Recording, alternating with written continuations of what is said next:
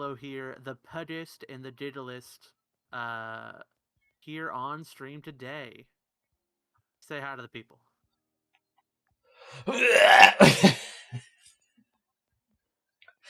Hi, hello, how's it going? Alright,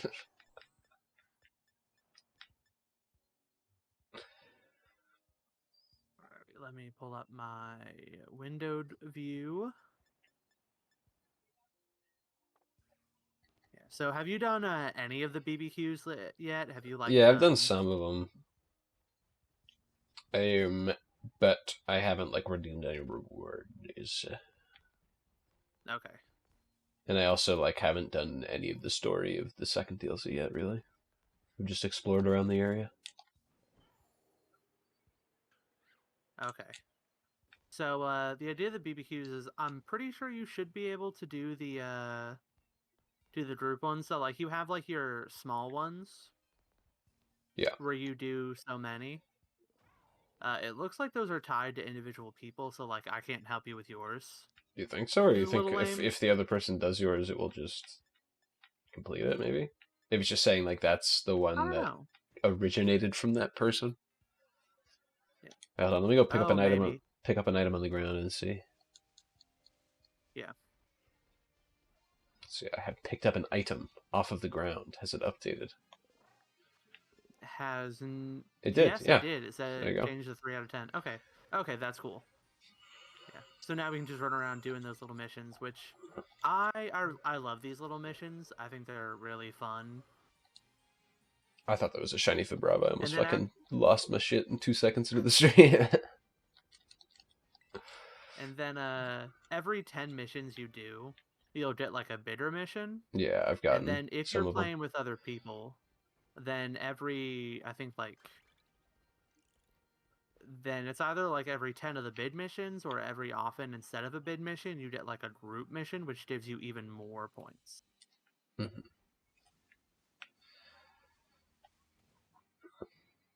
I'm heading to the coastal biome, is all I can say.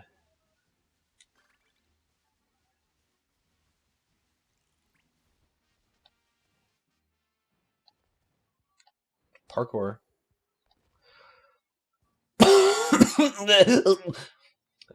Cough is amazing for the stream, as I've been told. The fuck is... Yes, it really is.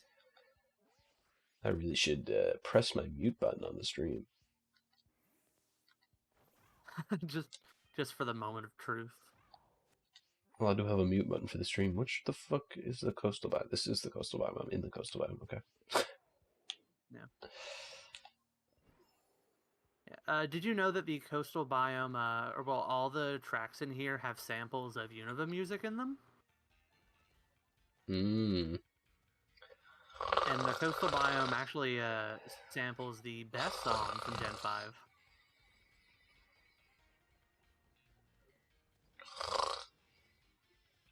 Which is Driftail City, which is... You said it for the Gen 5 remake announcement in a couple days? That's up to Pokemon if I'm excited for it or not. True.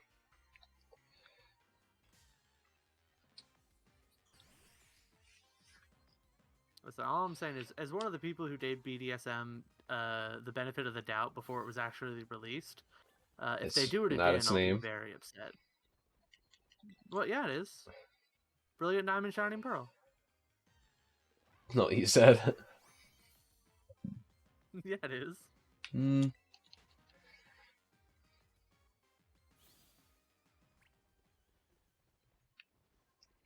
Playing all these damn BBQs, bro.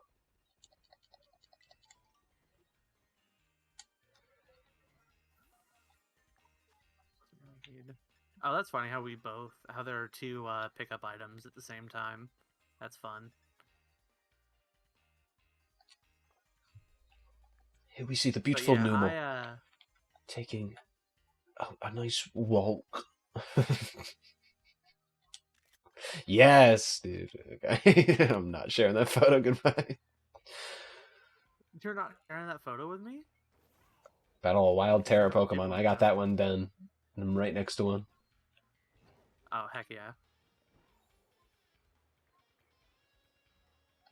Oh boy, a beautiful Terra Bruxus. Ooh, Bruxius. Every now and then, I think to myself, maybe I should use a Bruxius, and then I start to build with it, and I'm just like, no. Then you realize it's the ugliest Pokemon alive. That's kind of cute.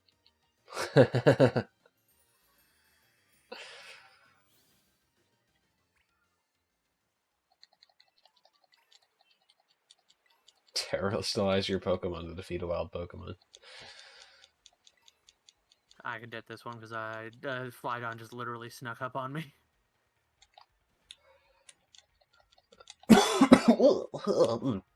I need to train myself. You know what I mean? Yeah, Like just get the moment you feel it the coming on, button. just hit Yeah, that mute. gotta hit that button. Yeah. Which You know what, it my won't viewers mute for don't your even stream. care. Yeah, it's so, Listen, here on the Y-Rock stream channel, we have the very strong opinion that we let the body do what it does. we both have Make Yourself a TM, so whoever wants to do that one, huh? I don't know where the I'll TM do machine that is, one. so It's at that rest stop right in the center of the whole thing. kill the Numel. Kill the Numel. What are you doing? Kill the Numel. Thank you. Yeah, so you don't mind about like spoilers or anything, right? I won't give you. Have you I played mean, through this? You haven't played through the story of. I played through the first second one, DLC, right? and I can make my assumptions on the second DLC. I have strong opinions, is what I'll say, Ooh, that's about some exciting. characters. But you haven't played through the DLC of Dark Souls 3 either, have you? No. Well, I played through some of it because the DLC areas are the Painted World and the Rain City, right? Yeah. Yeah, I've done some of the Painted World.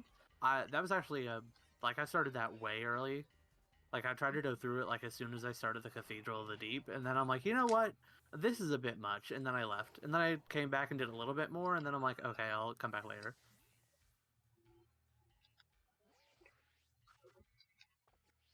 What button am I trying to press? Not that one. There we go.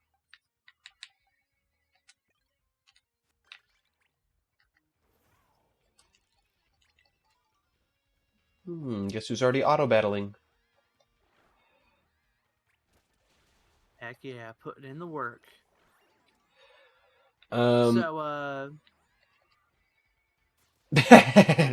no, you first. yeah. So, I know we have like a couple of topics we want to get to. What are the orders, and what are all of the bid topics you want to go over today? Well, first off, sorry for bothering you. I want to offer a promotion for your channel viewers, followers, viewers, chatbots, etc. The price is lower than any competitor. The quality is guaranteed to be the best, flexible and convenient order management panel, chat panel, everything is in your hands. A huge number of custom settings. Go to and I'm gonna exclude that last part. What do you think of that one? I think. I just want to point out this person's name who just did all this, by the way. Their name is Anita Abortion. Alright. Getting giga Okay. banned. Giga band indeed.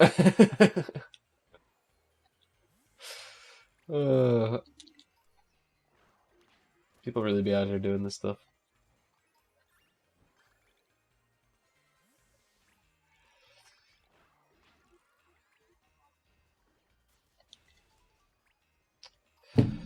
We're done with auto battling.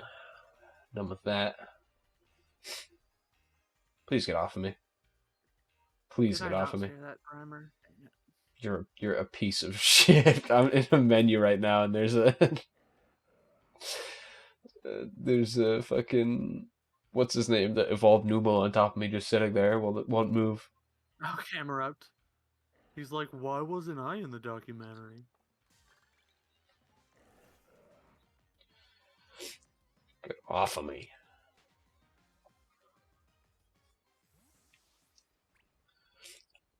So if I want to, what is it? If I want to redeem rewards for this stuff, by the way, I have to leave the session, I assume. I don't think you have to leave the session. I'm not sure. I haven't tried going to the club room while online because I don't play people You can play with your wife. or interact with people. She did not want to do the DLC. Fair enough. She's like, I hate Scarlet and Violet, so I don't want to do it anymore with it. Fair enough. Claim victory in a terror raid battle. Oh, that one's not getting completed. All I have to do is find a tiny one. Or actually, you know what? I think I could probably do it alone. It'll still give it to us. I mean, I'll do it one if you want to, but man, do I hate those. I'll go around until I find a tiny one.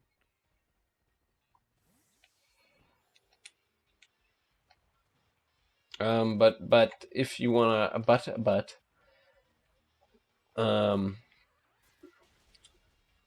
talking about stuff, the main things we wanted to talk about were.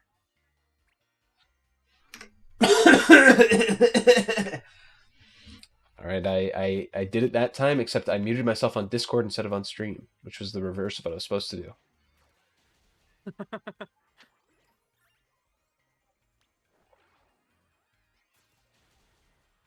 Let me actually see what my properties. Do I not have a mute this thing? I thought I did. Maybe I don't. Okay. Oh.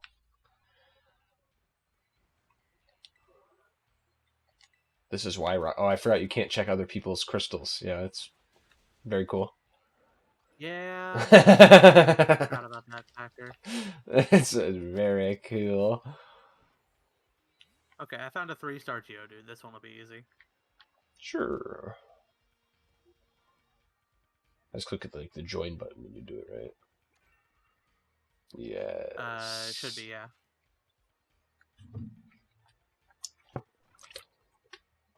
They made it easier there at least. Well, I mean, it doesn't auto join you, but it does let you auto select it.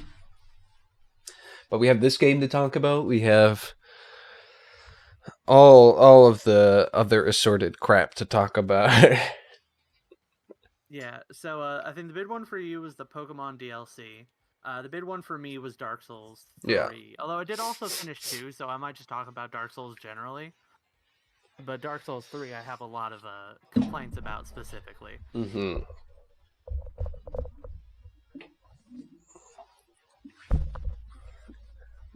Besides that, there's a lot going on in the Mango world.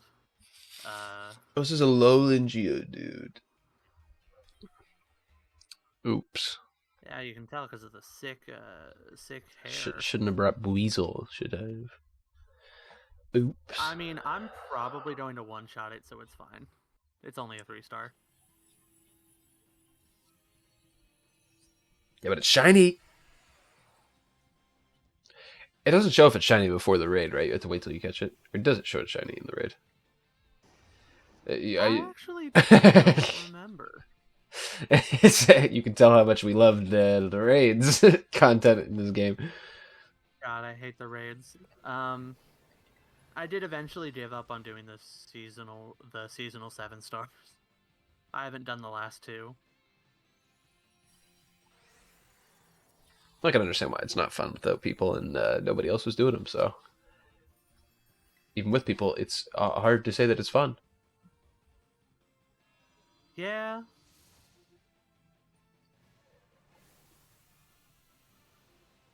What we're saying is you're really fucked up with this one, Game Freak. Okay, so you can see if it's shiny in the battle, although it's harder to see because they're covered up. Yeah, and it doesn't do the shiny effect, I think.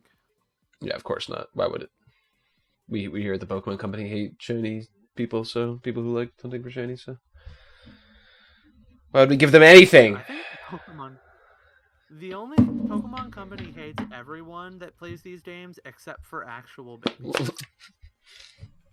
Yeah, I think that's true. Not that Genuinely. I, not that I have problems with actual babies playing. I'm glad that they appreciate the actual babies that play their game. I say actual baby affectionately, not derogatorily. Mm-hmm. I just wish they liked the other people that played the game Yeah. too.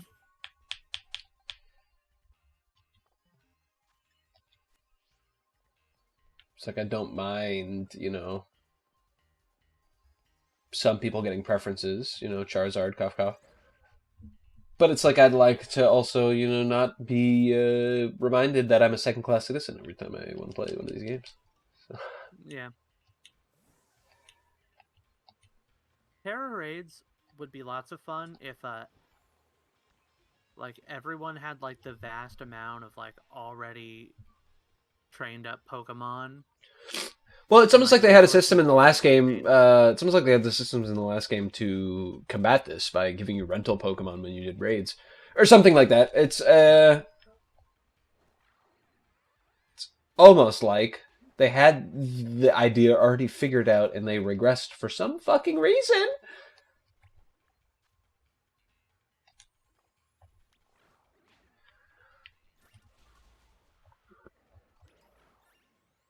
But I digress. I'm not here to complain about Pokemon's failings so much as you'll be surprised to hear this. I praise Pokemon's successes. Yeah, so let's just go ahead and get into the first big topic since that's what we're playing on the side. Pokemon Scarlet and Violet's DLCs. Mm-hmm, mm-hmm. So how do you feel about the first one? So, I since I never played it until the second one came out, I'm assessing them as a bit of a package deal.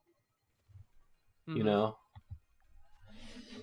how they kind of go into one another. I didn't realize that they actually did tie into each other until I finished the first one, and I was like, oh, these characters carry over to the second one. I see. uh, which I enjoy that they carry over to the second one because mainly that's who I wanted to talk about today. Is those two characters, those two wacky characters that carry over between the first and second DLC. Carmine and Kylo Ren? Yeah. So Or no, Kieran. yeah. So the thing I wanted to touch out about them is the fact that I really liked how the first DLC did this kind of. First off, I hate Ogerpon with every fiber of my being. Fuck that Pokemon. But I like how the first DLC, the story was about like first impressions aren't always right. People can give good first impressions, and then like actually it's not the right thing. And I liked how it did that with its two like main characters. Whereas like one seemed abrasive, but she was actually very nice. And the other one seems like a shy boy, but he's actually very mean. And his only goal is he wants to be powerful for the sake of power. And I liked how they did that kind of twist. However, I would say that it obviously failed in a bit of people's minds. For instance, in mine, my first impression was I already liked Carmine and didn't like Kieran because I thought Kieran was acting way too fucking weird, and I thought Carmine was very clearly putting up like an abrasive wall, and I was like, oh, I already understand these characters, and then it like wasn't like a surprise when they obviously did what I expected them to do. So that's just me, but I went online and I found out a lot of people, like after completing the first DLC, I went online, found out a lot of people really don't like Carmine and really like Kieran. I was confused about this, and I was looking around I'm glad online. you remembered. for why, and it's because these people latched onto the characters from their first impressions of them. And a lot of people, first impression, didn't like Carmine because she was mean to them, and liked Kieran because he was nice to them. And they didn't think with their brain about the whole point of the DLC. Hey, how's it going? Oh, hey, man. The whole point of the DLC was telling the story of first impressions are a bad thing, and a lot of people just took the first impressions of the characters and ran with them. And I was very confused online about why I was seeing this people like this. But okay. I was actually like a little mad when I was reading people online going like, I hate Carmine's such an abusive sister, and I'm like, am I reading the same story as these people? You see, your big mistake though was forgetting that Pokemon fans can't read. I'm like, what is wrong with Right these up there people? with, yeah, they're right up there with like Yu-Gi-Oh fans and who are some other fans that are famous for not being able to read. I know you don't participate with them, but Chainsaw Man fans are known for not being able to read particularly well. You know what? That makes so much sense to me. You don't even have to explain it. There's literally a joke in the community where fans are like, I don't understand this, and then people make fun of them, and because in the series, it's like the like main lore like of the world is like that there's devils that manifest from people's fears in the world, that kind of thing. And so people make fun of people who don't understand topics in the series by saying the reading comprehension devil got to them. I love that. All right. But yeah. The AP lit devil. But yeah,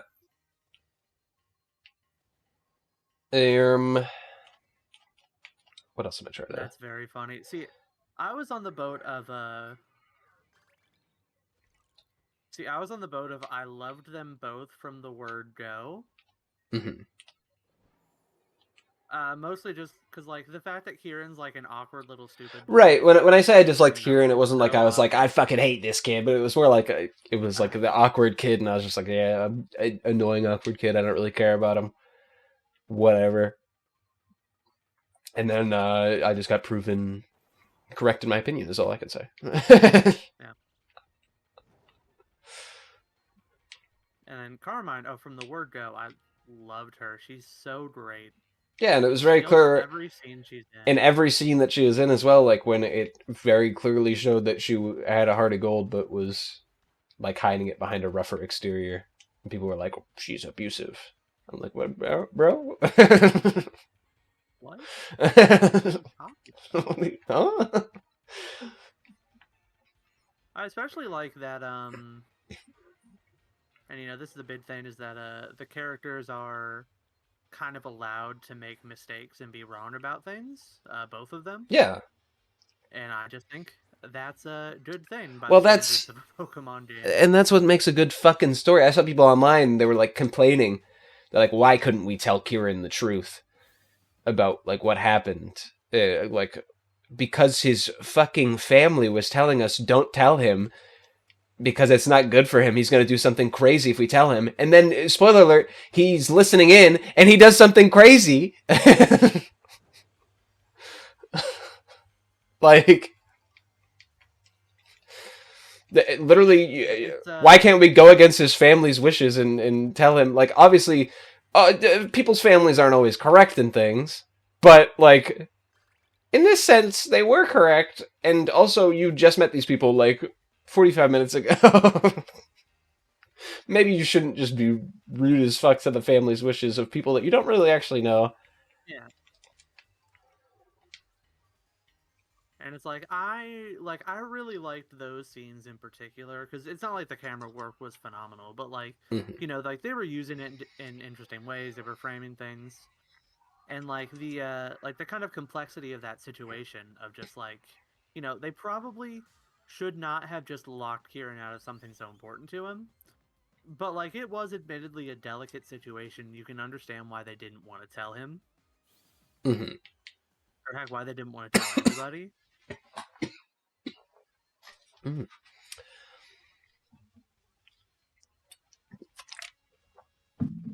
Yeah. That's a good point. The fuck, I might to catch a flying type Pokemon. I just walked past 17 of them.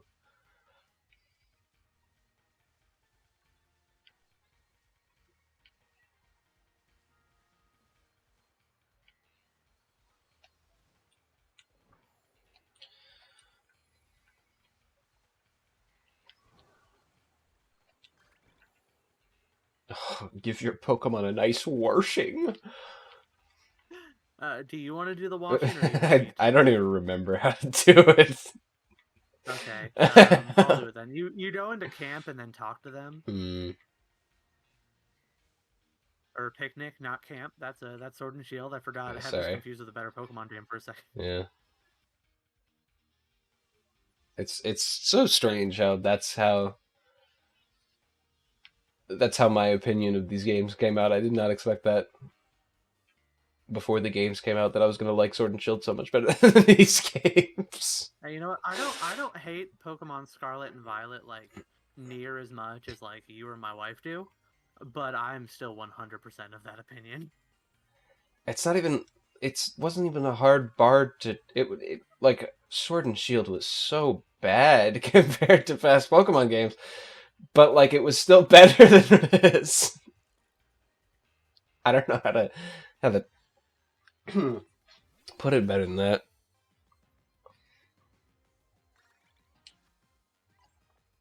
There, I gave Calyrex and Spectrier a good washing. Catch the Pokemon that matches the limited hints you've been given. Is this a special thing you've been talking about? Yeah. Oh wow, what a limited hit! Steel Psychic. What a limited hit! It's giving me the silhouette of it. Want me to tell you what it is? Oh wait, so it gives you a hint. Okay, so it gives you a silhouette, and it gives me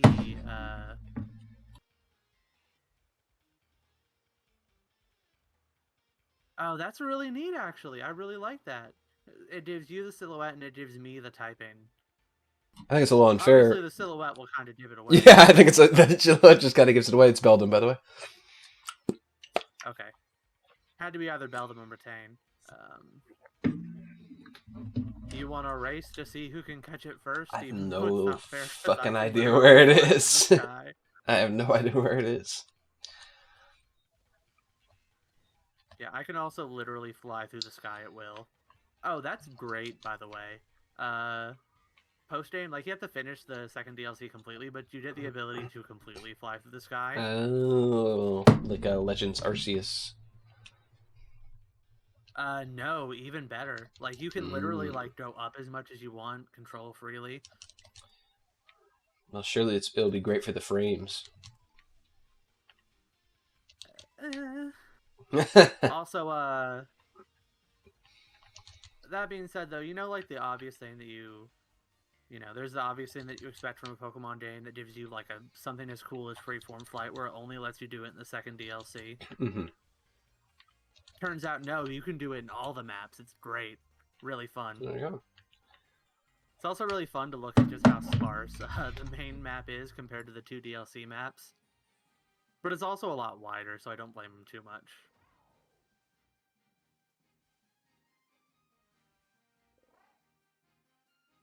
Ooh. I'm a coffin. Ugh. Yeah, also, I had a lot of fun in both the DLCs, and a big part of that is that I did realize that playing the main game, I kind of ruined it for myself a little bit by being on Miraidon so much. Exploration is a lot funner when you walk, in my opinion. Mm-hmm. Like, not like I do nothing but walk, but like, when I was like specifically exploring the places I hadn't been yet, Yeah. and especially like when I was heading towards the story places, I made it a point to only walk as much as possible. Yeah. I definitely had more fun in the earlier parts of the game where you didn't have a bunch of exploration options. Yeah. Not that the exploration options are bad necessarily, like the No. like the jumping and climbing, it's all fun, but like I know for me in Scarlet and Violet, even in the early parts, I was still riding on Miraidon a lot because like that Pokemon Dane like be on your bike all the time Mm-hmm. like thing that's like built into you from previous games once you ditch your bike. Uh, I still kind of had that learned into me, and I think I would have had more fun if I hadn't been on the bike as much from the get go. Mm-hmm.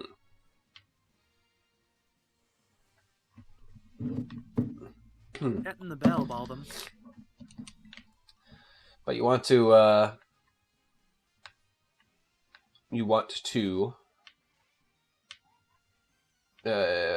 hear my predictions for the end of DLC 2. Here's my predictions. Okay. All right, shoot. Because I haven't done it yet. I've only gotten to the part where I have to fight the Elite Four in the wilderness, which I have not done so yet. you've like unlocked the Elite Four. Yeah. Okay. What are your predictions? So my predictions. So here, well, first here's what I hope. I hope would happen is that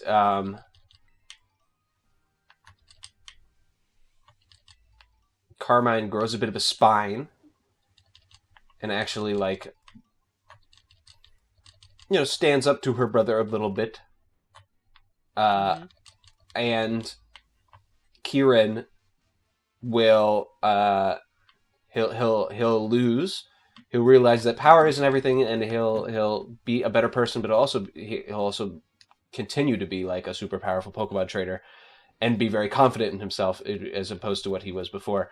Here's what I actually think is going to happen because I don't trust the Pokemon writers. Okay. Here's what I actually think is going to happen is Carmine's going to do nothing. And then Kieran's going to be a big baby when he loses, and he's just going to go back to being a wimp again. That's my prediction. And he's not going to... He's either going to quit battling altogether, or he's just going to be like... He's going to fall behind like Carmine again and just be like a little wimpy baby shy boy. And just completely lose all of his character arc that he's had thus far. Okay. I will tell you one thing, and one thing only, and this is something that you can probably predict based on the last couple of Pokemon games. Mm-hmm.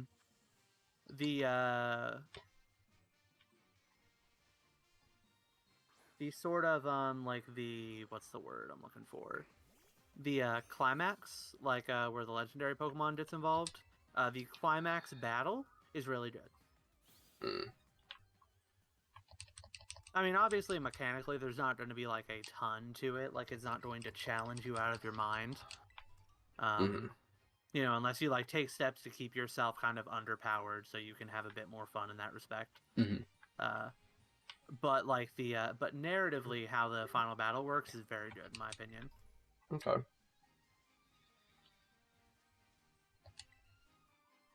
Oh my god, get in the ball, Beldum.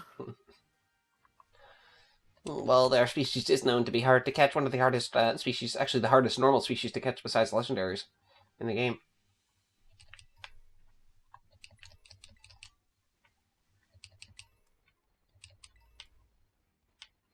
But yeah, so what do you think about the side characters in the second DLC so far? Basically the 4 Elite Four members. What are your thoughts on them?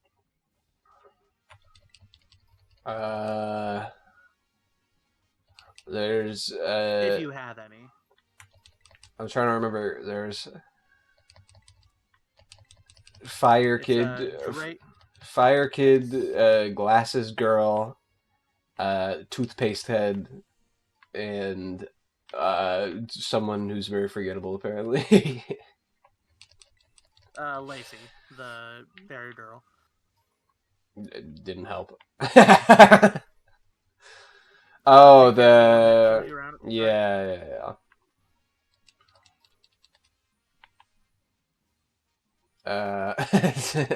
That's my opinion. I don't know. Okay, fair enough. I looked up after getting led around by the character and then being like, "Oh, she's a daughter of one of the gym leaders in Gen 5." I was like, "Oh, what's the gym leader?" And I looked it up and it was like the Longhorn Bighorn guy and I was like, "I don't have no fucking idea. I've never played Gen 5. I just my brain." You play Gen 5 and you're like, it's like you never played it, so it's like, oh, this has no meaning to me. Yeah, I was like, "Wait a Um, second. I've never played this fucking generation. I don't care." yeah. I love Lacey. I think she's very funny. I also really love Drayton. He's like, I will say he was very funny multiple moments. I liked being able to make fun of Carmine for the fact that she got no game because of him. So that was funny. yeah, I love Drayton. He's fantastic.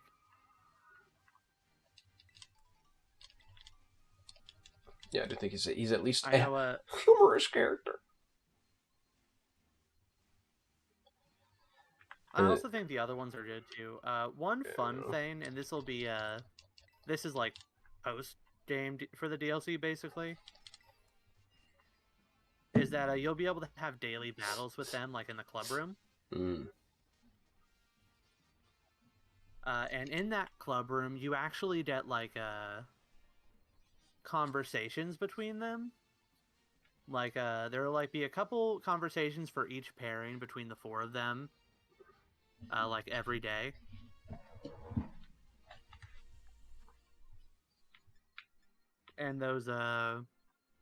And those conversations are pretty good. Like they're pretty well written. A lot of them are really funny, and it gives you more information about the characters. It's hmm pretty good.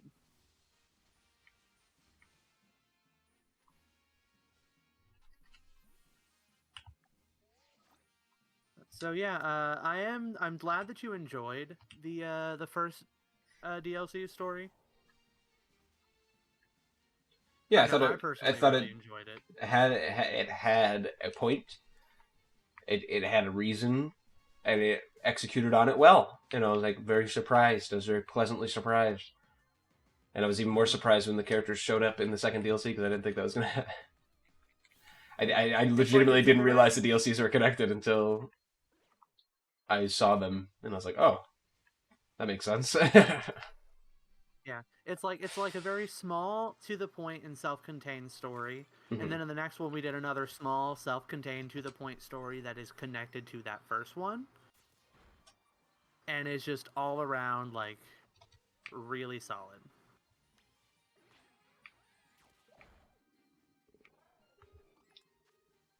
Oh, you completed the Yeah. quest. Yes, finally. God, that Beldam did not want to get in the ball. And now I'm going to fly all the way over to Paldea Mm. because the Beldam had the little tiny mark next to it. Oh yeah, and so the tiny and bid marks, once you get those, they're like little icons next to it. They don't actually tell you if that Pokemon is like the biggest it possibly can be or the smallest. Yeah, It's basically like if they're in like the top like 10% it's like or something of Arceus, bigness. because Arceus was the same, where it was like it wasn't technically the biggest or smallest. It was just like, oh, it's the closest thing that we can tell to like an alpha or whatever. Yeah. But there And could be so like larger ones.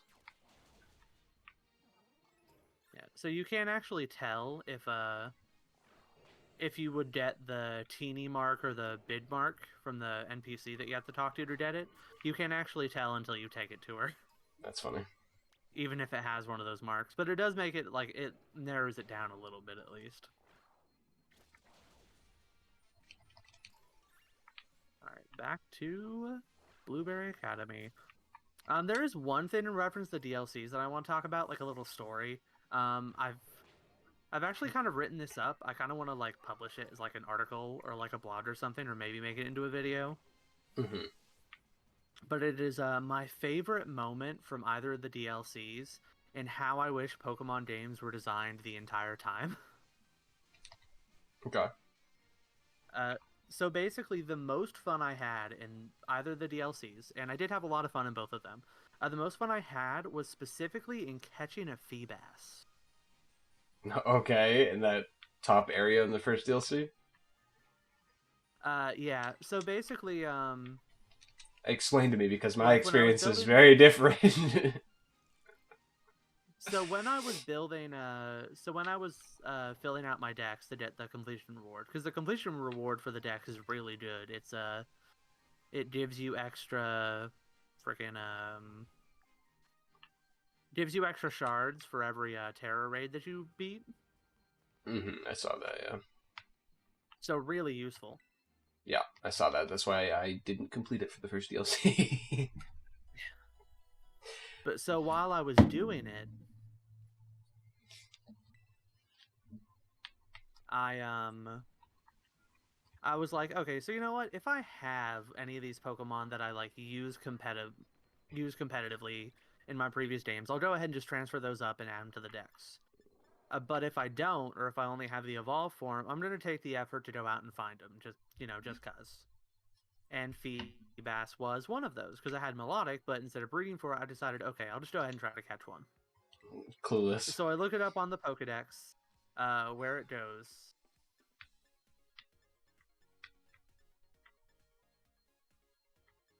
and I see that it goes in that little area up at the top part of the like by the crystal pool, and I'm like, okay, that makes sense because that's where we fought the Melodic in the plot. So I go there, I'm running around, and I don't see it, and I'm like, why am I not seeing this? Then I take a closer look, and I realize it's not over the water at the crystal pool. It's kind of like in the middle, in like just this little spot. So I'm like, huh. So I go over there and look, and realize that there was a cave there that I completely glanced over the first time I was there. I just didn't notice it for whatever reason. And so I'm like, huh, this is neat. And then I kind of go down there, and it's honestly like a pretty coolly designed little cave, in my opinion, because like you got like a whole bunch of carbinks and clefas. There's like multiple layers to it. There's an odor guy at the bottom for the challenge battles. And in order to actually find the Feebas, it's like a low spawn rate, so you actually have to go back and forth looking for it for a while, which I always appreciate. And it's in that like little cave area, like a cave within a cave, and you have to go all the way there just to catch it. And I think that kind of like multi-step process of like, having to like look at the Pokedex and then not just going to like the area it says, but having to actually think critically, even if it's not a lot, but like having to think critically at all to actually find where this Pokemon would be was just so much fun to me. It was so interesting. I think it was a really well designed little like a hunt to find that one Pokemon. And I wish there were a lot more things that were designed like that in the games. It's my favorite little moment. Mm-hmm.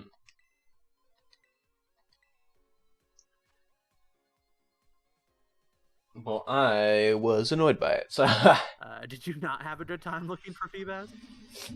I looked for Feebas for a little bit in that upper area, like you said, and the frames were fucking abysmal.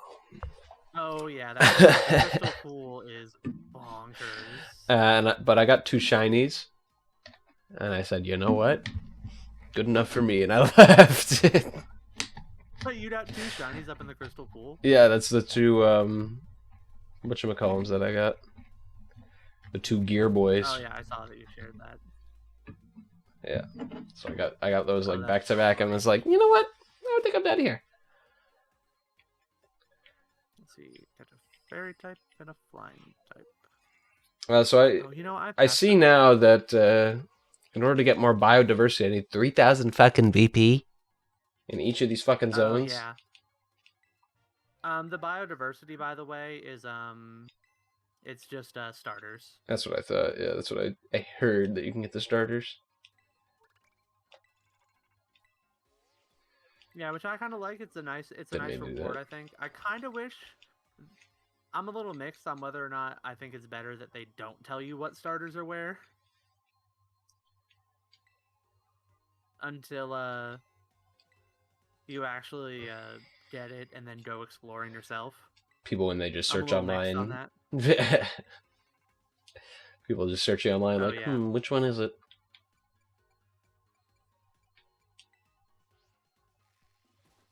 I mean, I guess that aspect is always there. But I did enjoy having to hunt down all the starters.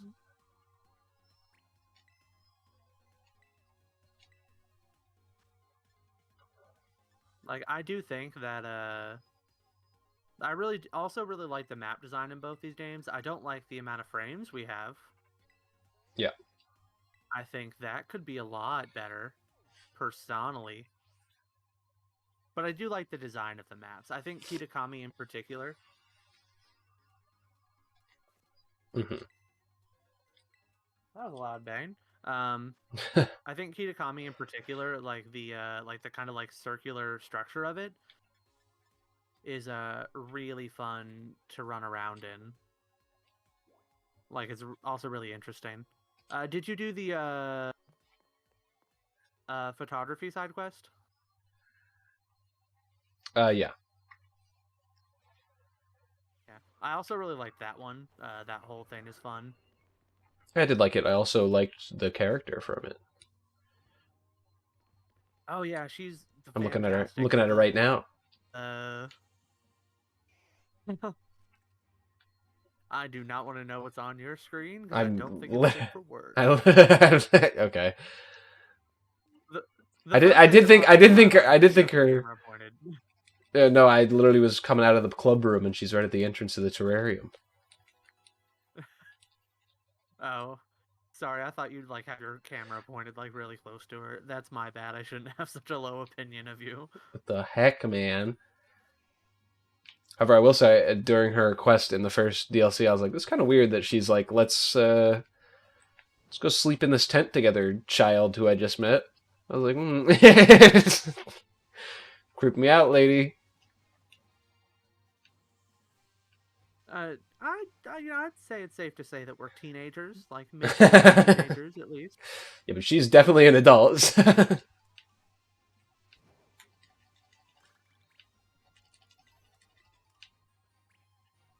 Yeah, I absolutely love the that we get confirmation that those two characters that everybody wanted to bone in the past definitely boned. Wait, who? Oh, it's Adaman and what was the girl's name from Legends Arceus?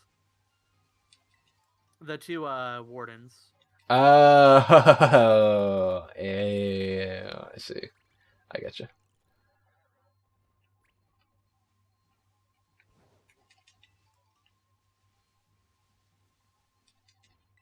Let's see. Were there any other things I wanted to talk about? Um, the one complaint I have about the story of the first DLC, Hmm. which is not necessarily a complaint, but it was something that I liked but felt was very lacking, was that I really liked the personality that the kind of like villain Pokemons had. Like, I really like the idea of having like some wild Pokemon be the villains. And I Hmm. especially like the personality in that in the very few scenes we got, like they had like a dynamic amongst each other. Hmm. Like, like the fact that they're willing to give some of these like Pokemon characters some like actual personality of their own, I think was really nice. And I think that the Loyal Three were really fun, like little villains. Hmm. How little we actually did of them, though, is my complaint. I kind of wish we had a little bit more. But I also appreciate how short and sweet the DLC was, so I'm like a little bit mixed on that. Yeah.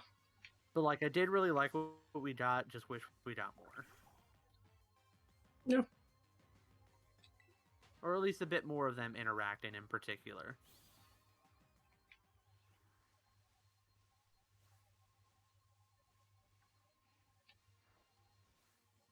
And I think that's it for like big things I want to talk about in the DLC.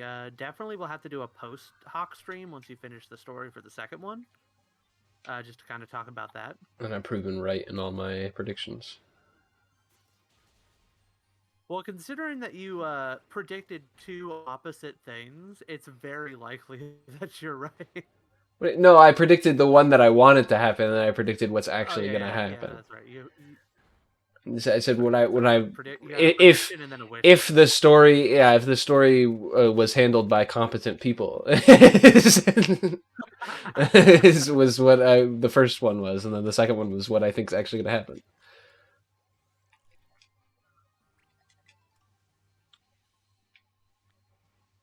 So, any other closing thoughts you have on the DLC before I get into my Dark Souls 3 rant? Um, overall, um, what I was hoping for from the DLC was similar to what the Crown Tundra did with Sword and Shield, where it made the game playable from the aspect of you could really play with your friends and like have a good time. And like it had systems that were fun to do with your friends or alone. I guess you could say the BBQs are that for this, but it doesn't really feel like the same, I guess. Yeah. I think the BBQs are fantastic. I think that these are really fun, especially to do with other people. Right, but I think it needs something more. There's a little more spice that's Yeah, missing they're from the no soup. substitute for the max rate adventures. They're no substitute for that. It's a little spice missing from the soup. And the other big thing that I wanted from this DLC was the ability to shiny hunt legendaries, and they didn't deliver on that at all. So, Yeah, I am kind of like, even as someone who doesn't shiny hunt themselves, I am actually kind of upset about that because there's no reason for them to do it. I saw The only reason, I saw crazy people online because you know how Pokemon fans are. They're fucking insane. We just talked about it earlier. yeah, I saw crazy people online saying, "Well, this is because everyone wanted, shinies to be visible in the overworld and like Pokemon to like represent their real visual in the overworld, and they don't want to have to like render shiny legendaries on the overworld because it doesn't represent the legendary as what they actually." I'm like, bro, fuck off. Like they were blaming the fact that Pokemon fans wanted shinies to actually show up in the overworld as the fact that no legendaries could be shiny because they're not going to have the legendaries show up as shiny on the overworld because they want to show the actual legendaries, like not what their shiny versions are. So that because they have to reflect what they are in battle in the overworld, they're never going to be shiny because Game Freak apparently doesn't want to show them not shiny before you encounter them, according to moronic fans. man, that sure is a and shame it ain't right. here's the thing, I could honestly believe it. Knowing Game Freak, I could honestly believe them being like, well, we have to show and the only reason why I can believe it, is because starters can't be shiny for the past few generations. That's the only reason I can kind of like crackhead believe this theory, like, Yeah. is because they don't So want the here's the thing, starters to be shiny, so they're not representative of the what the starter isn't always supposed to be, I guess. So that's how I could believe that crackhead theory. I don't believe the theory, but that's the only reason why I believe it. See, now, I could believe that the reason that they didn't do it is that since the legendary Pokemon are visible in the overworld prior to catching them, like they're just standing there and then you go up and talk to them, they don't want to have that kind of like take you out of the moment of you see it one way, you enter the battle, and then suddenly they look different. Mm-hmm. Like, I can understand that. I can appreciate it to a little bit. I don't necessarily agree, just because, like, the odds of that are so low. And shinies are already kind of like, they don't really treat them as diegetic very often. Like, it's not like shinies are, like, an important part of the biodiversity of Pokemon games. They just kind of happen. Yeah.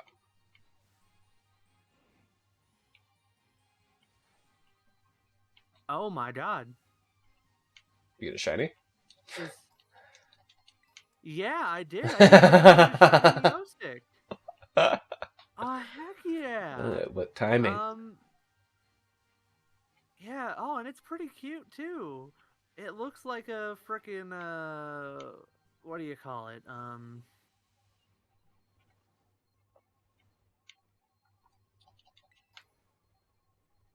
It looks like a prick.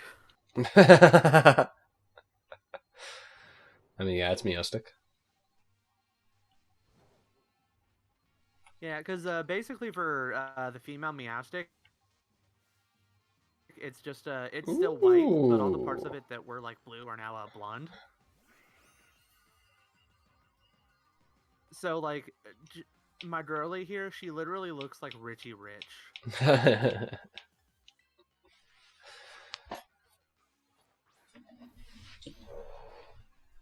Really good shiny though. I love her. Yeah, they're good shinies. So what a time to run into one. Mm-hmm. Like what a good conversation to be having. I don't actually get this nickname. But what was I saying? Yeah, so like I can see that argument. Like they don't want to have that like kind of like take you out of the moment. Mm-hmm. But and here's the thing. And unless you're catering to the babiest of baby gamers, which, you know, to be fair, they are. No, the only thing that people are going to see when they see a different color is excited. Yeah, They're not going to be like, like it's really man, cool to get a shiny. yeah,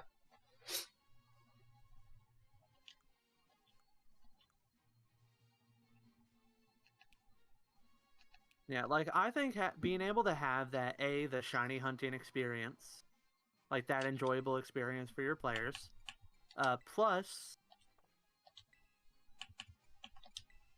the what's the word? Like basically just being able to have that fun shiny hunting experience. Plus the fact that this is like a post.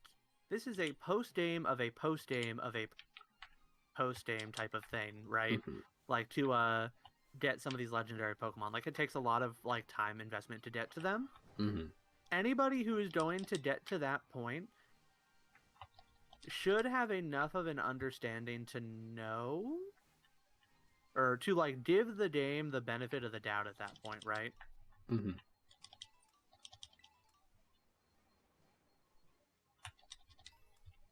And then there's also the other angle you could take of even if it is like a little, even if it does take you out of the moment, there are ways they could get around that. For example, instead of showing you the Pokemon, show you like the shadow of the Pokemon, and then they jump in or swoop in from the distance.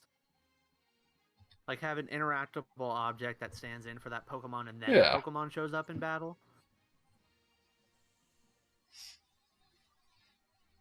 I mean, they've never done that before. Does he know? That was the freaking Ultra Wormholes, right? Yeah. Oh, they did that in Gen 6 too. I was about to Except say in Gen 6 it they've was done it like before as well. yeah, the whole Hoopa thing was going on, so they had the so every legendary you could find pretty much was behind like one of those Hoopa rings. Mm-hmm. All right, I had found a 3-star raid for us to battle. Ooh. Literally anything should be able to one-shot at this point.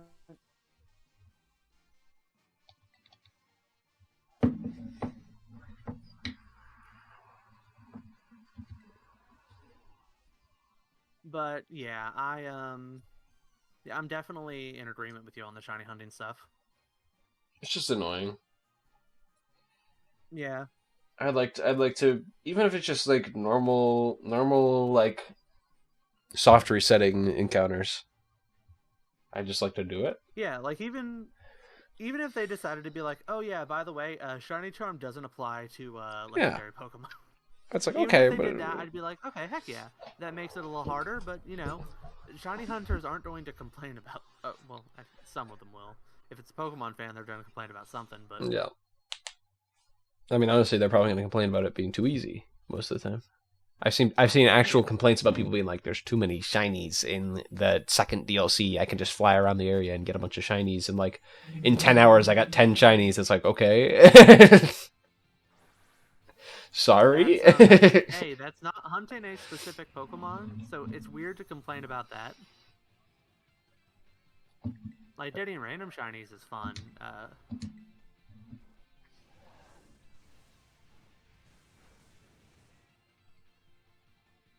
Wow. Bye bye. Rhyhorn, too many dull. So shiny Rhyhorn. Can you not Yeah.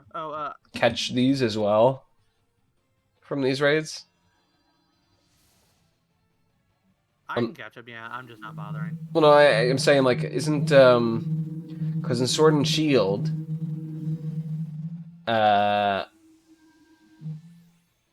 even if you weren't the lead, during raids you auto caught them. You know what I mean? Oh, yeah, I'm pretty sure it's an auto catch. Okay. Basically anything with a cutscene throw ball. Like, I'm pretty sure that includes like Oderpon and Terrapidos later. It's auto catch. Mm.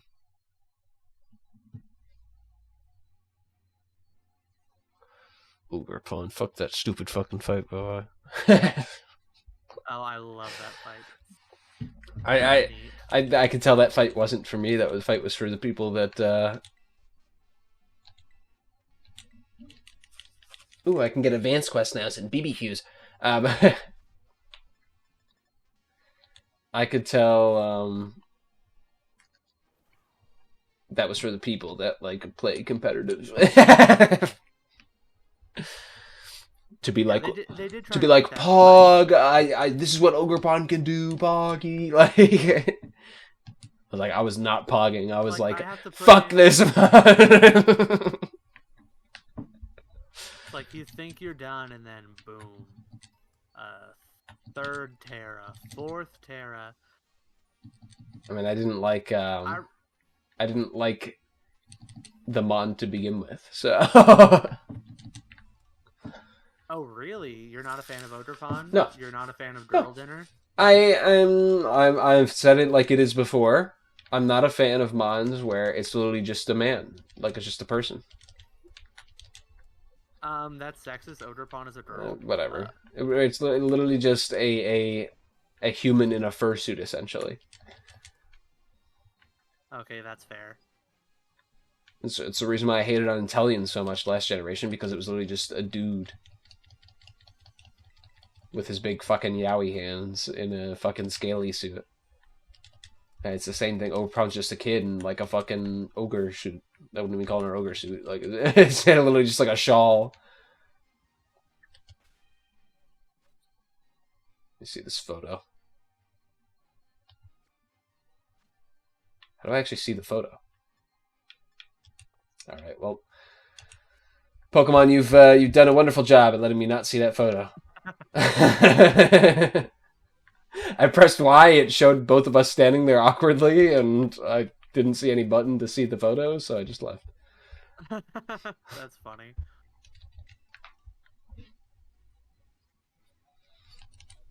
I hate how at nighttime the shading kind of makes like you can't really tell if a Brava's wings are like blue or green. Mm-hmm. So I'm just like, wait, is it? Yeah. Oh, just okay. Two more Pokemon comments. Mm-hmm. The first one, favorite thing about the Oderpon fight is that a whole bunch of people were saying like, how did the loyal 3 lose? Like, it's literally 3 poison types versus a grass type. Like, no matter what form it has, Oderpon should be losing. And it's like, it's like, bro, when Oderpon's lost in the sauce, you gotta fight her 4 times. Yeah, it's a little rude. I think that's funny. I told you I beat her, right? I used a stall a stall what was it? Stall Fortress, where I just had +6 defense. Hello, Charmander. You know what? I respect that. I just had +6 defense, and it didn't, after the grass, it didn't have any super effective moves on me, so I just +6 defended and hoped I didn't get crit.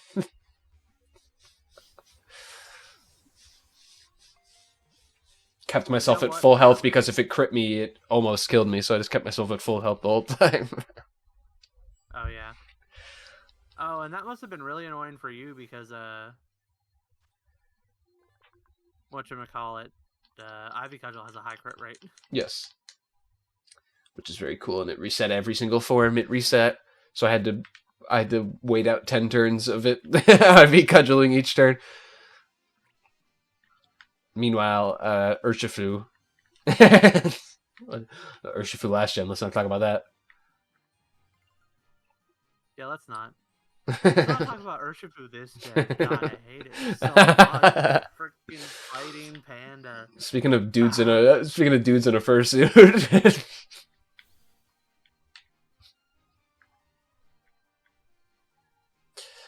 There is one acceptable dude in a fursuit, and his name is Incineroar because it's funny.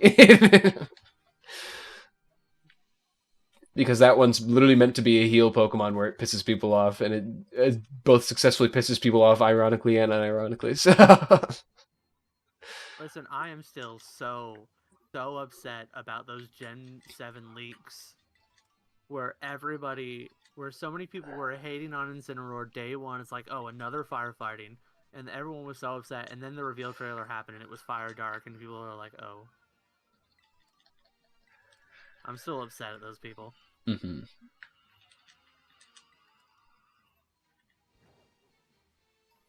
Man, I'm just not sneaky at all today. You're trying to sneak up on Mons. Yeah.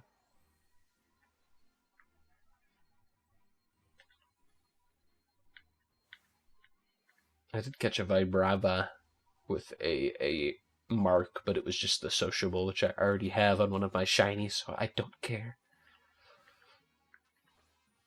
Oh yeah, I hate when it's like you're mark hunting and then you're like, oh cool mark, and then it's like the uncommon mark. The most common mark. I mean, I'm still glad I had that mark on my shiny Abomasto from last gen, but still. Yeah, I got the sociable on my shiny Reverum, which is very good, which is very nice. This guy's catching a Charmander. Nice. Nope, just sneaking up on it and leaving. I need to catch a dark type. Beat 10 wilds. Catch a flying type. Terrastalize to beat. Oh, I should have done that one while I was there.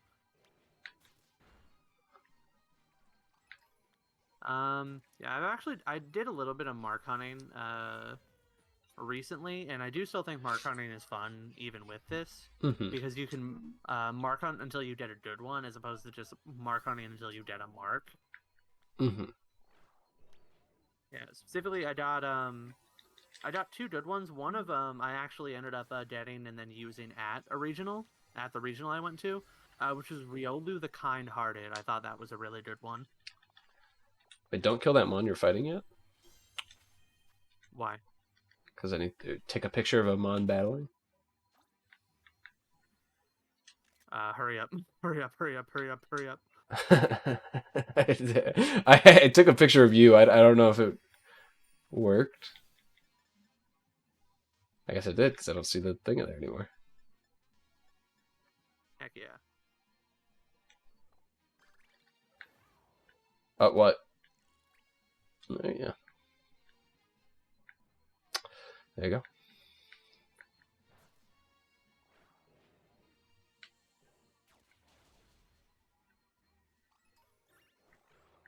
Yeah, and then also, what do you think of? I don't know if you've seen this around, but I've seen it.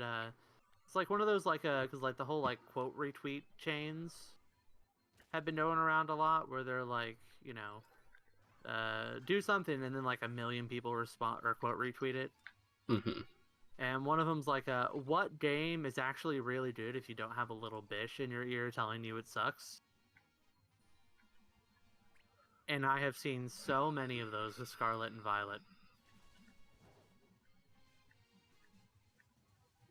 Agree to disagree. I think there are fun aspects to the game. I wouldn't be playing it right now if I didn't think it at least was a bit fun. But Why do you not? Wait a second.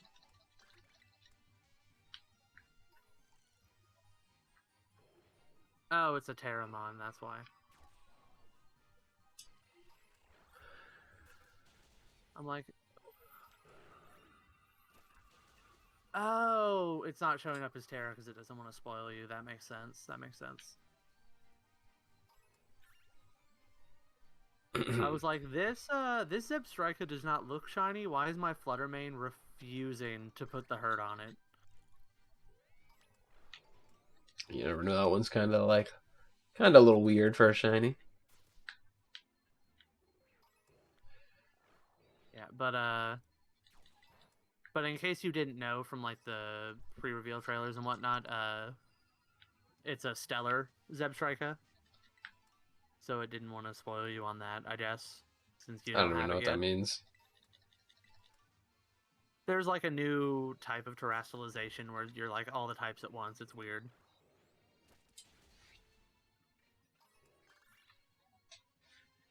But I've seen that quote retweet going around all the place, and I don't agree with it. I mean, I will agree that Scarlet and Violet is a lot of fun. It can be You can have fun. a lot of fun with I it. think it can be fun, but here's the thing. And it's proven time and time again by games similar to it. Any game where you can... Ooh, don't kill him. I fucking wanted to catch that. Oh well. I just killed a Rowlet.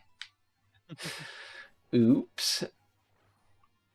Oh, when I'm around, you can probably see the. I know, yeah, that's why I'm like hanging around. I'm like... That makes sense. That makes sense, actually. But yeah, any game where you have a lot of freedom in how you approach it, which all Pokemon Well, games like. I wasn't even gonna say that. I was gonna say any game that's has multiplayer in some aspect, you can mine the fun out of. Oh yeah.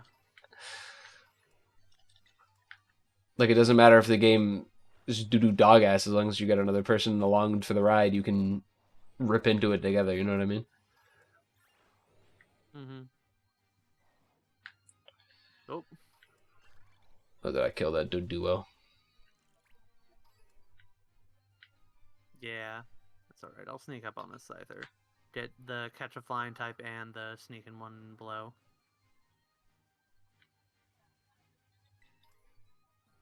Can I sneak up on it if it's focused on you? That's what I was thinking. I was like, does it work? No, it's looking at me too. It's looking at me too. Mm. Dang, all right. Let's see, another fighting type or flying type. Okay, there's the duo there. Quit running. Another Charmander. Perish.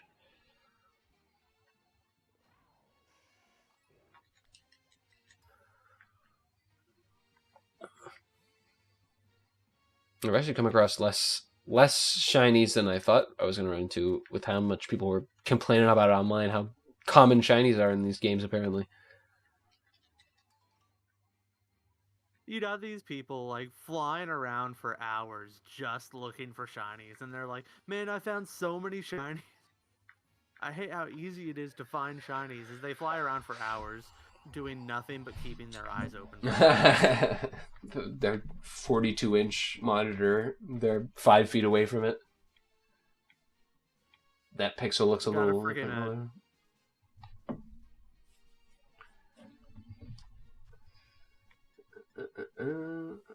Anyway, what do you complain about Dark Souls 3? Sure. Well, I what I wanted to, I refreshed myself, not by playing the game, but by looking up the list of the bosses. Okay. So you know, I'll pull up the list too, because I won't do it first, but I will kind of go over my thoughts on each of the bosses I fought so far. You can go through it. But okay, so Dark Souls 3, all right. Mm-hmm. here's the thing, all right? The worst feeling Dark Souls game to play. Like the I think a lot of people would kinesthetics of disagree it. with you. Like the act of playing this game feels like garbage. Like it feels like an unholy love child between Dark Souls 1 and Bloodborne, and somehow it messes it up. Yeah, I can see Like the your stance. like early on especially, like the roll threw me off so much. Like it's like I understand that it gives you more iframes than previous games, and that the fact that it's faster than previous games is like technically a good thing. And I'm not gonna complain about them making it faster, but like the way it feels is so bad. And it's almost like 80% of the enemies in this game are the freaking crows from Bloodborne. The crows are fantastic as a one-off enemy that you think should be easy, but is like actually like really upsetting and hard to fight. But every single enemy in Dark Souls 3, it feels like, is that same level of janky and hard to react to, and just ooh, I have schizophrenia. Like I cannot stand it.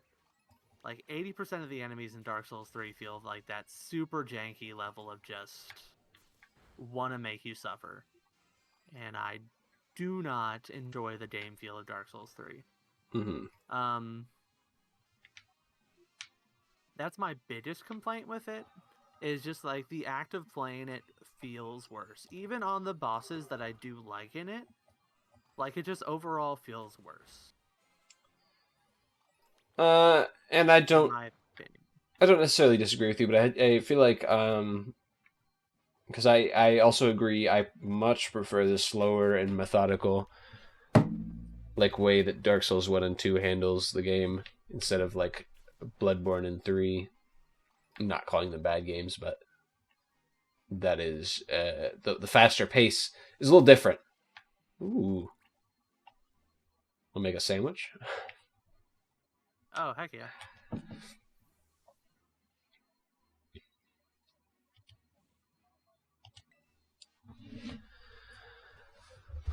But I do think that's something where it's like we are boomers and the crowd of people who are less boomer than us probably enjoy the faster pace more. You know what I mean? I think that's fair, and like I do enjoy Bloodborne. I'm it's hard to say, but I still think Bloodborne is my favorite of the four, probably overall. Mm-hmm. And I do enjoy Bloodborne more than Dark Souls 1, like in a game feel sense. Because I do like generally agree that like faster will usually feel better than slower in a lot of ways. But I think like the specific like it's kind of like a mismatch with Dark Souls 3, Mm-hmm. where it just does not feel right to me.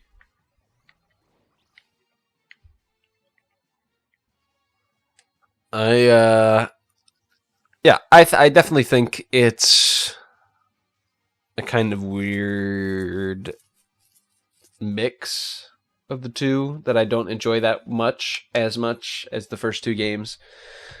Um, I don't know. A lot of it feels like Bloodborne is seeping into Dark Souls in the worst ways in Dark Souls 3, I guess. Yeah, like you say. Yeah, I would definitely. That's a good way to put it, in my opinion.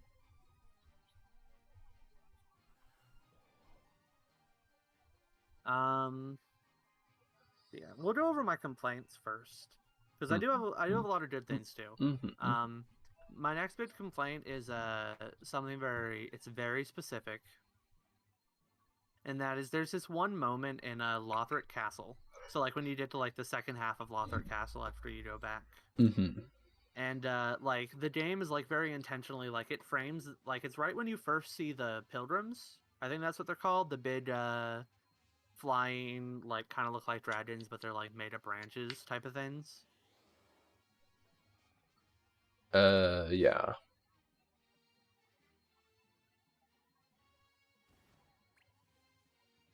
makeup friend. Oh, that's gonna be awful.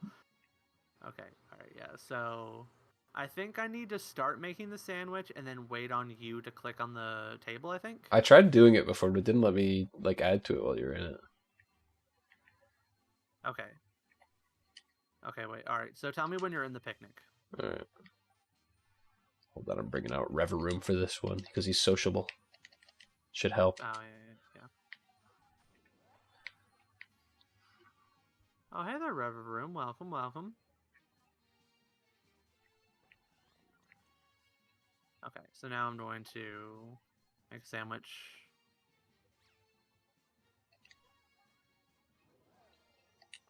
You're making the sandwich? So it says, "Let's get cooking." 1 out of 2 members of your group have joined in. So can you like click on me or the table? Okay. There you go. There we go. There you go. There you go. Yeah. Wait. Now we both get to choose a sandwich recipe. I don't have a lot of sandwich recipes. Just choose something that only has like 2 ingredients. Okay. I could just do. I'm gonna do. I like how ham sandwich is favorite. I'm gonna do the great pickle sandwich. Surely nothing can go wrong there. I'm gonna do jambonburi.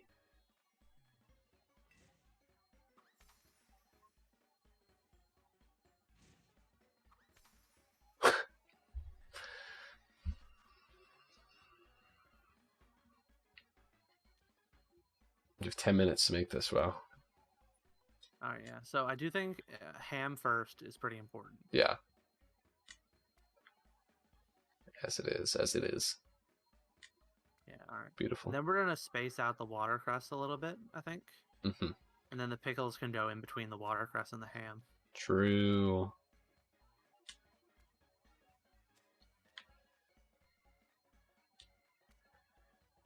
Where do we put this last pickle? I think you go right there. Boom. Oh,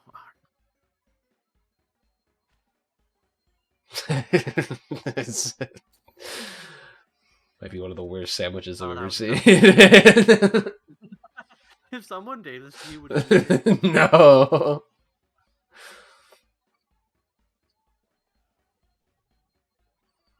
Yeah, just really soaking that pickle clipping through the top bun. Yeah, so second half of Lothric Castle. It's like this first moment where you see the pilgrims in the sky. And so it's like you did a really good shot of the pilgrims, and then you can see like the solar eclipse happening.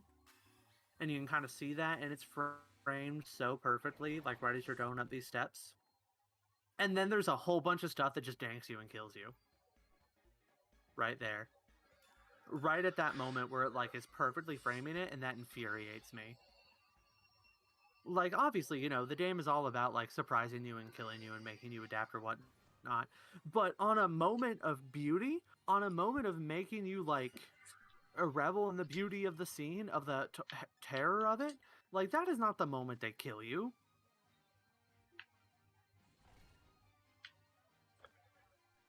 It's just infuriating. Wait, that wasn't a force. No, it wasn't. I did not even notice that.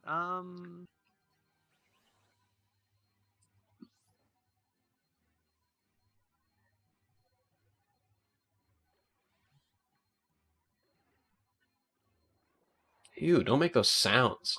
Gross.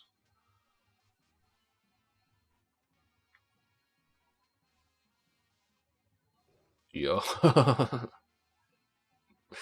Welcome to the shiny party. Yeah, so that moment was just so infuriating to me. I don't have picks. You don't have any picks? Oh, that's so funny. I just pack up and go. Can I pack up and go on yours?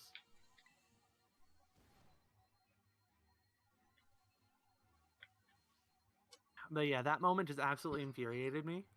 Because it's like, you know, it's setting up this moment of like beauty, and then it just kills you. Mm-hmm. And I felt nothing but disdain for the game in that moment. It's a minor nitpick, admittedly. Obviously, obviously there are a lot of parts where you die, but I just think that particular like juxtaposition was not it, Chief. Alrighty, I'm cooking.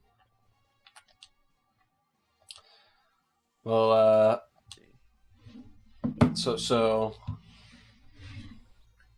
you've been. I did have. Yeah. I did have one more overall complaint. Mm-hmm. Oh, well, this is less of a complaint. This is just like a take about the game narratively. I'm not a huge fan of it at this juncture, so I guess we need to choose something a bit more complex. Yeah. So I guess we should both try to choose something that has 3 ingredients. Try to have them be like not terrible. I'll do the ultra curry and rice sandwich. I'm gonna do the classic Paggigalo. Oh, the classic Paggigalo.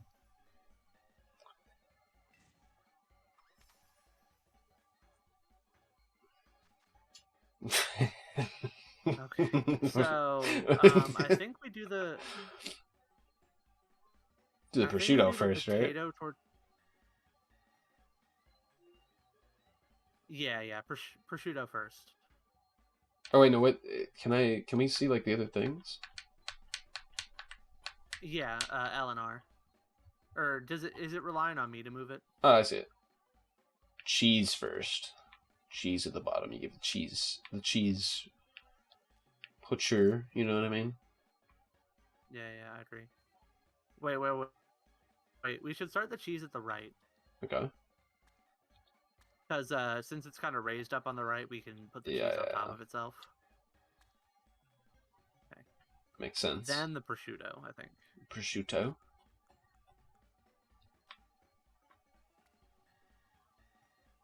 Are we layering it onto the cheese, or are we doing? I think continuing on, because like these are the flattest things, so we want to have these as like the base. Fair enough. We're not trying to make this an actual good sandwich. We're trying to make this stay together. True. Then tomato. Yes, I think that's good. Yeah. Yeah, it gives it the extra flatness that we need. Yeah. After that, I think we do on the pickles on the right, and then the potato tortilla and the rice on the left. Pickles or jalapeno. Sorry.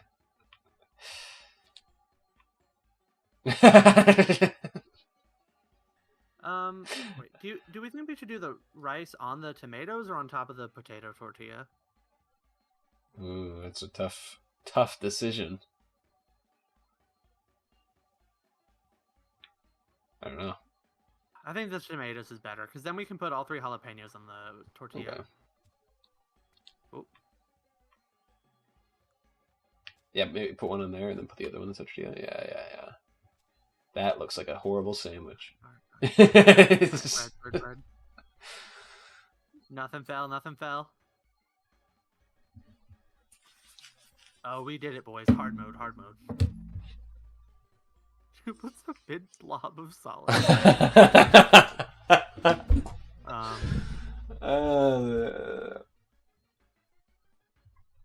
The big blob of potato on the other side as well.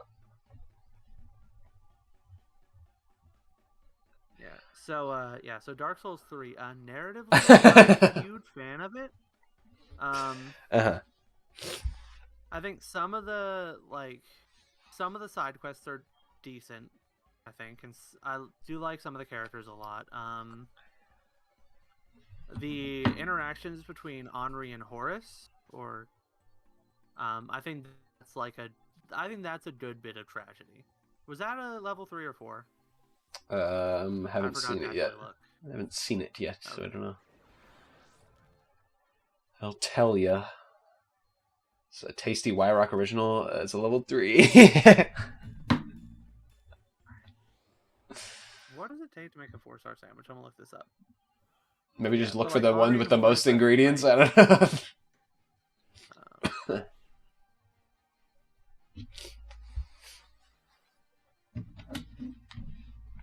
Yeah, Henri and Horace is very good. I like that storyline.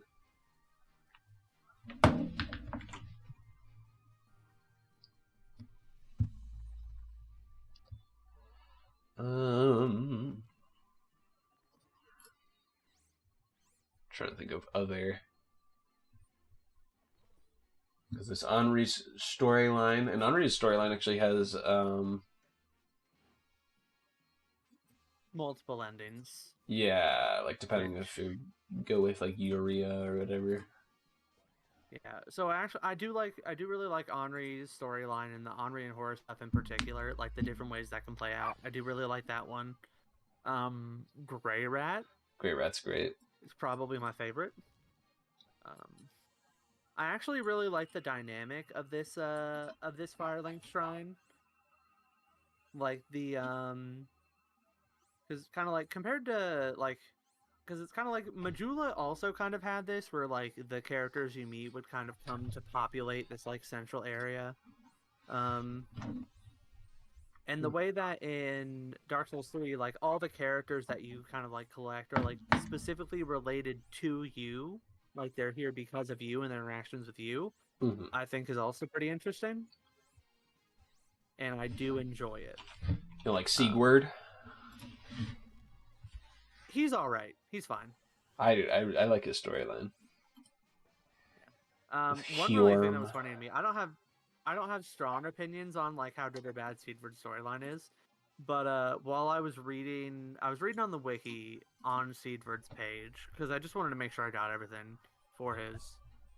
So I decided to take oh, by the way, for this playthrough, I did decide to take the route of I acknowledge I lose some of the surprise by looking up everything beforehand. But I would rather get to see as much as I can in the one playthrough rather than lose that element of surprise and miss everything. Especially because I don't plan to replay Dark Souls 3 anytime soon. Yeah. But while I was reading up on Siegfried, I scrolled down to the comments on the Dark Souls 3 wiki, and there was just this entirely long screed about how much they hated Siegfried. How he was like a bastardization of Sid Meier's character. And like it wasn't even like poorly written or bad or anything. Like it was actually like pretty reasonable arguments. And I just found that incredibly funny. It's almost like Sigurd as a character serves multiple different purposes in the point of the world to show some different things that are happening. You haven't gotten to the end of the game yet, so you don't know like what's exactly happening in the world, right? No, I know the basics because like I've seen I've seen either one or two separate playthroughs of Dark Souls 3 before, so I know most of the basics. See, Dark Souls 3 does the interesting thing, I think, of making it so that kind of trying to explain how Dark Souls 1 and 2 exist in the same universe by making the kind of the lore being every you know dynasty that comes along crumbles over and over again thanks to Gwyn fucking up at the beginning. Gwyn basically is such a huge piece of shit that he fucked up thousands upon thousands of years of civilization because he didn't want to let his era go. Which is, it's interesting. Yeah. And, you know, I do kind of like that idea. The idea that, like, at this point, oh, I'm starting a sandwich, by the way. Okay.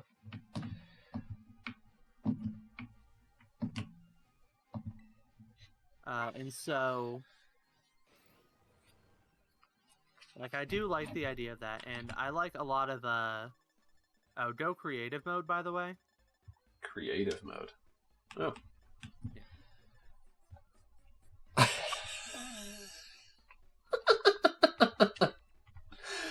Are you ready to make the worst sandwich? Okay. So I actually looked up ingredients for like. Okay. Okay, never mind then. We're about to make an apple strawberry. Do you have any hamburgers? No. No. Okay, we can't do this recipe. Wait, do you have any cherry tomatoes? No. So what I do have: apples, strawberries, cheese, rice, tofu, potato tortillas, prosciutto, ham, and pickles.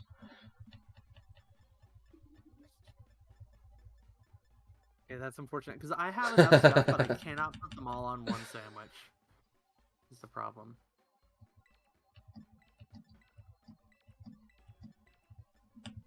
Let's see. What if I just put all my most expensive ingredients?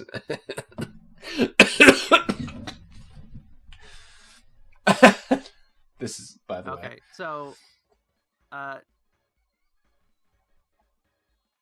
yeah.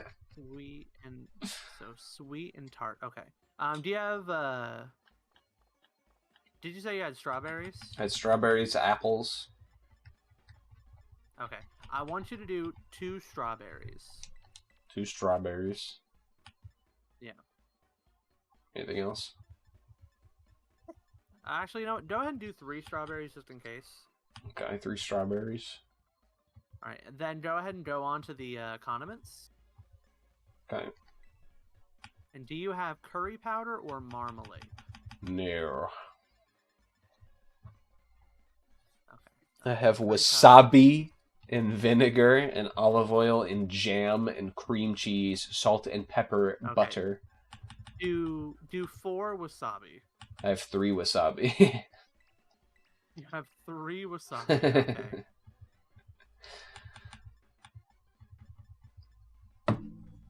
Okay. Sour and bitter. What I'm learning is I should be going to buy ingredients. Yes. The only ingredients I have is for ham sandwich, so I can grind out the one Pokemon, just get levels off of them. Oh wait, do you have mustard? Yeah. Okay, do 3 wasabi and one mustard. Okay. That's fine. I hope.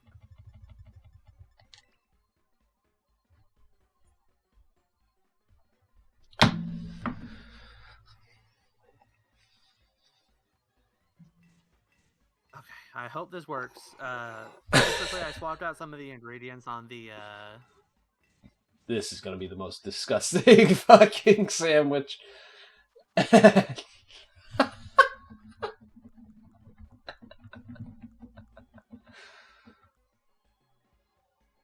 This is gonna be awful. Okay. All right, here we go. Yeah. So, hamburgers first, obviously, because they're big and flat. And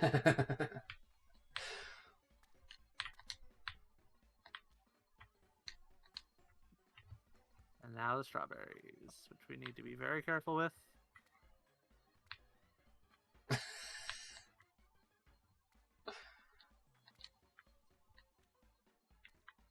Thing about the strawberries is that they're not as flat as the cherry tomatoes are. Oh no! We just lost to him. Okay. Only 2. Hopefully this still gets us it. Okay. We didn't lose any more. Right, yeah. Got the mag mortar at the top. Yeah. The recipe I saw called for 4 hamburgers, 4 cherry tomatoes, or 4 hamburgers, 2 cherry tomatoes. No, 6 hamburgers, 2 cherry tomatoes, 4 curry powders, and 4 marmalades. So we're substituting quite a bit. Yeah. Just by the way, don't ever eat this sandwich. My recommendation. You don't want half a dozen strawberries, half a dozen hamburgers. My character made like a disgust face when he ate it, is all I'll say. And like the background turned to shit brown.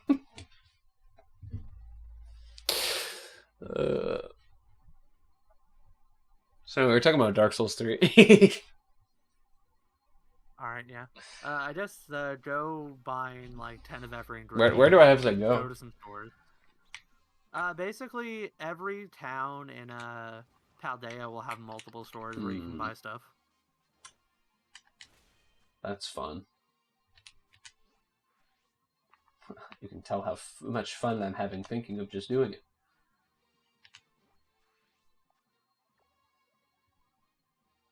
But I don't really. I guess I could just use. How many Herba Mysticas do I have? Because I guess I could just use one of each. I'm already off to Mesagoza, so. Okay.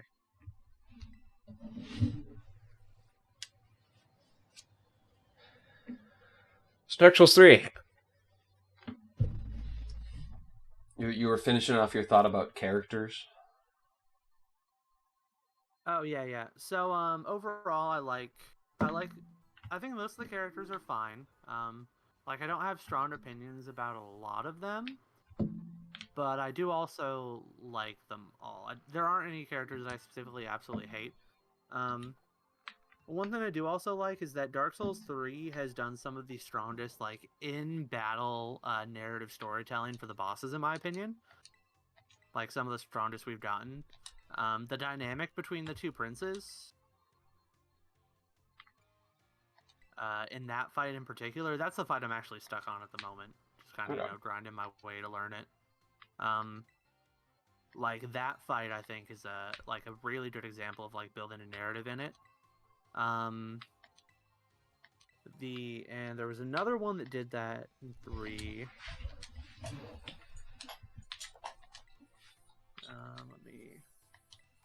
Which one was it? Oh yeah, the Abyss Watchers. That one also, like the way it kind of told that like little story as you went was just very engaging. And so like that way of kind of like telling some narratives within the boss battles themselves. I think Dark Souls 3 we've gotten some of the strongest examples of it.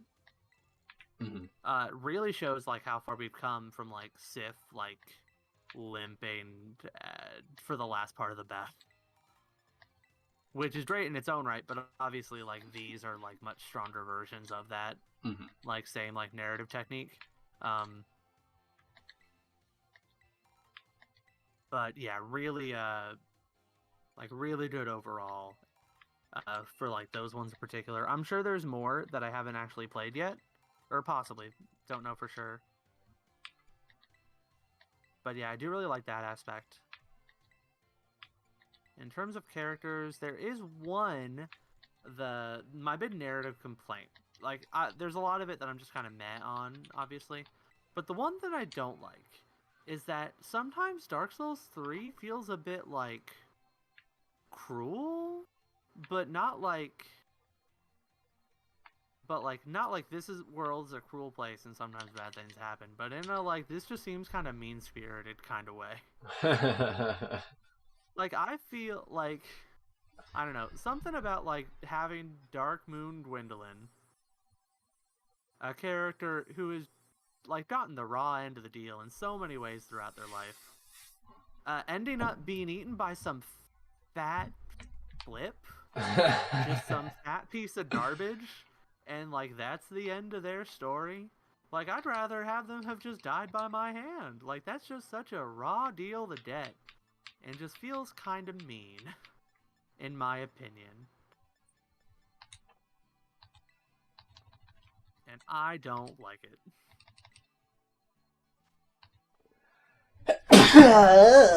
Especially because that's a character that gets so, like, routinely disrespected by, like, a lot of the fan base at large. So that also might, like, tie into why I feel so, like, it's so mean-spirited. But yeah, that's probably my biggest complaint, is that that plot point feels just a bit too mean to me. Well, I mean, kind of the whole point of Dark Souls 3 is like the old gods are paying for what they've done. So, and Gwendolyn, excuse me, is not free from that kind of punishment. He very much participated in that the old gods' activities. Oh no, I mean, if anything, like, the only one that really, like, yeah, like, the only one that actually, like, was responsible for propagating it afterwards, because Guinevere was gone, basically, and just an illusion forever, really Gwendolyn was really the only one that was still kicking around, like carrying it forward while Gwen was a husk. Yeah. So it's like that's a fair point. he's responsible for what he is, for the sins of the father, I'd say. Yeah, I still do feel like it's, I don't know, it just feels a little mean spirited to me, and a big part of that is probably just because like I feel bad for how the community treats Gwendolyn. Mm-hmm. And I get that, but I still don't think the character. I think the character is deserving of some punishment. kind of not a great person either. Even if he was, kind of raised horribly and among other things. Yeah.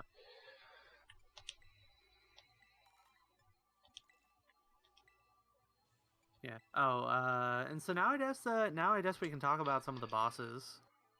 Yeah. I guess I'll just kind of go through the list and my thoughts on them.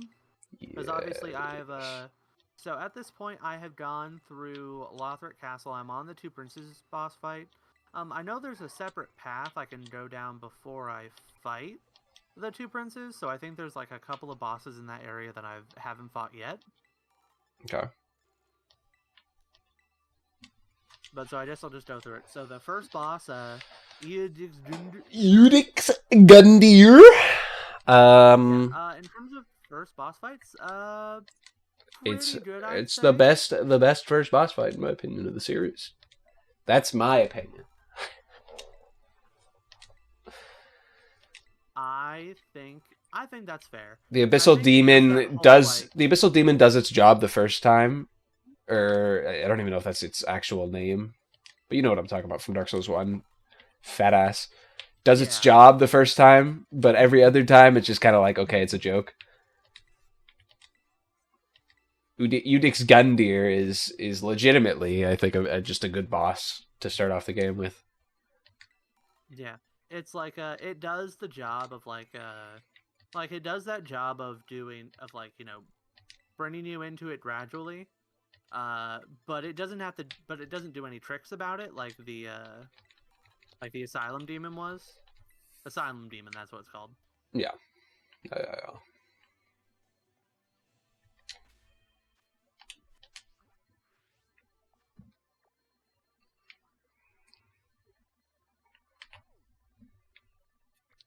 And sorry, I had to ban the spot real quick. But there's a free offer for you. Hello, sorry for bothering you. I want to offer promotion.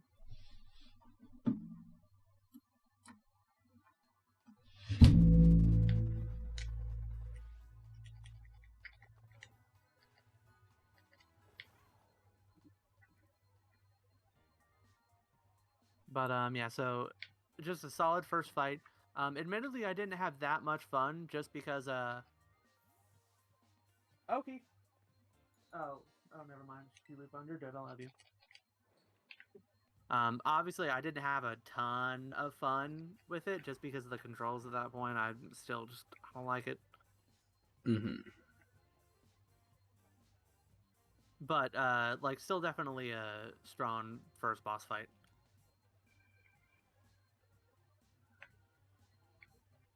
Definitely better than all the other versions of that enemy we fight afterwards. I feel like one more version. Come on. Chill. Oh no, I'm talking about the regular enemies with the friggin' the snakes and rot. They're awful. It's not fun to fight in the slightest. Yeah. Vort of the Boreal Valley. Ooh. Damn, what a hot boss fight. What a hot Zam. I feel pretty similarly to that one as I do about Gundyr. Just a solid early boss fight. I think the one thing about this one is that I kind of got a little sick of it. Mm-hmm. Oh, go on. I think I like it a little bit more just because it's like fun to do the like Bull El Toro like have him when he dashes across the arena and you're just like dodging him. I think that's just fun. That's very fair. I think that this one, admittedly, I got a little impatient because Because like at this point, I didn't have like a lot of upgrade materials yet, and so like my spear was feeling a little underpowered, and I'm like a spear boy. I like to do my spear runs,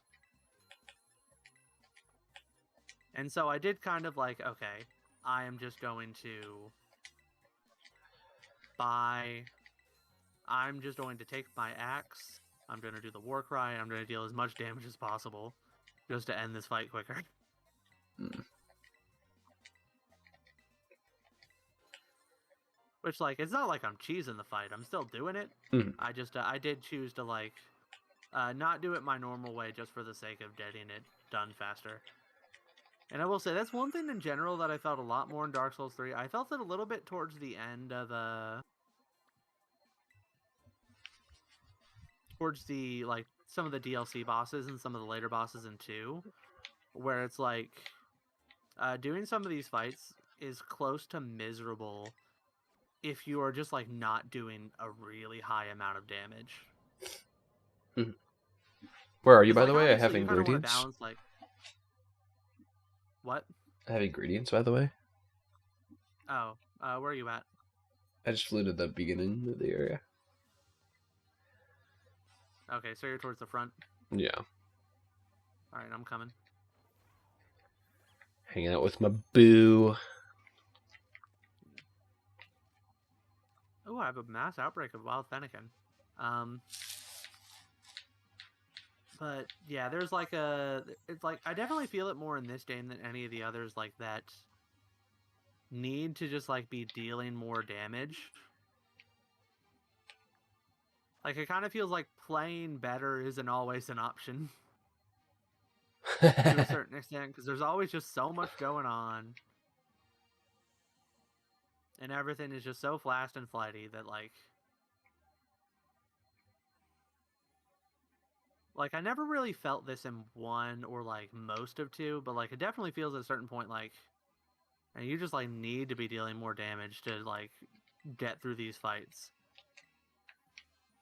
And it kind of feels like you have to like push your damage to like crazy levels to even like do them at all.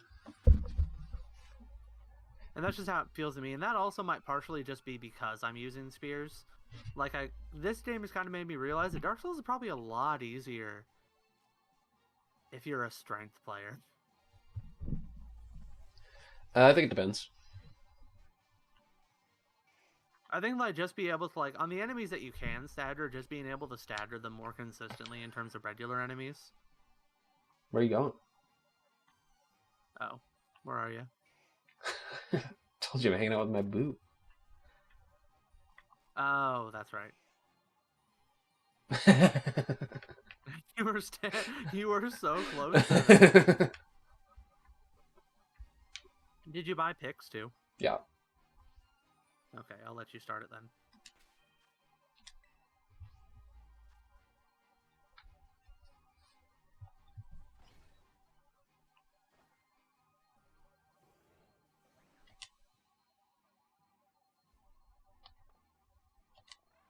Are you in?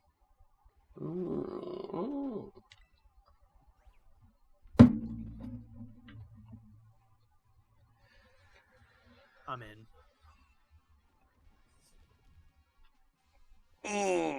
Are you in the sandwich thing? Just says there's only one. No, not yet. Oh wait, did you click in already to like the actual No, making of the sandwich? it says 1 to 2 members have joined. Oh, I have to click in and click make a sandwich. Okay. I thought I had to like click join. Yeah, so creative mode. So did you get burgers? Yeah. Okay, so do 4 hamburgers. Okay. Anything else? Yeah, because 4 hamburgers, we need 6 hamburgers and 2 cherry tomatoes. I got cherry tomatoes as well, if we need those. I think, because, alright, yeah, so we got 4 hamburgers. You have 4, I have 2, and then 2 cherry tomatoes. That should be good on that. Okay. So now we can click next. Then we need, did you get more wasabi?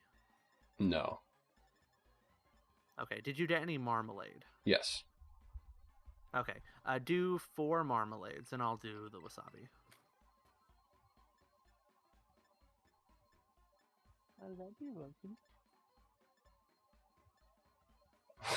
Just that. I'm looking at the pics now.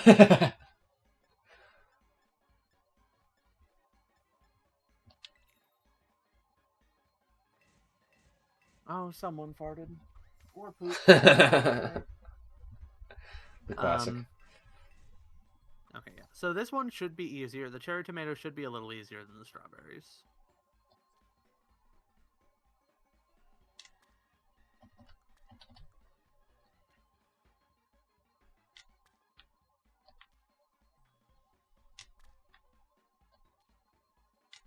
Also, fun fact, we actually don't have to put the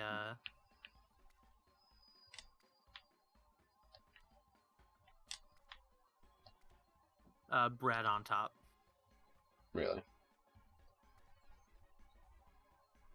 Yeah. Oh, I love that. The bread almost fell over. Oops. What a horrible fucking sandwich.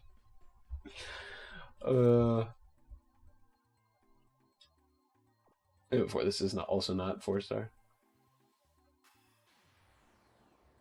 They made the ship brown background again. Polygon. I think that's based on it being bitter, not necessarily on it being bad.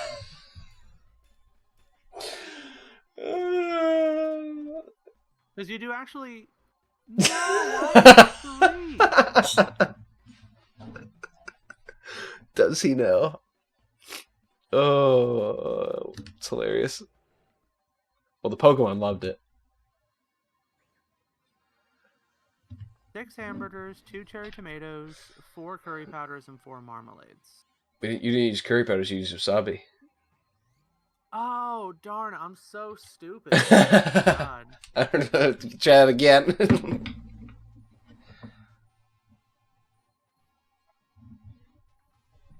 Dang, I'm so... Oh, you left. Okay. Oops. Let me leave. Let me leave real quick. Okay, yeah, just exit out. Yeah, that's my bad. I'm so stupid. I should have... You know what? That's my bad. I should have clicked back into it. I should have clicked back to the thing to check instead of just trying to remember. That's my bad. Man, Shiny Floatzel's so good. It's pretty good. Like, you're so fortunate to adopt one of those.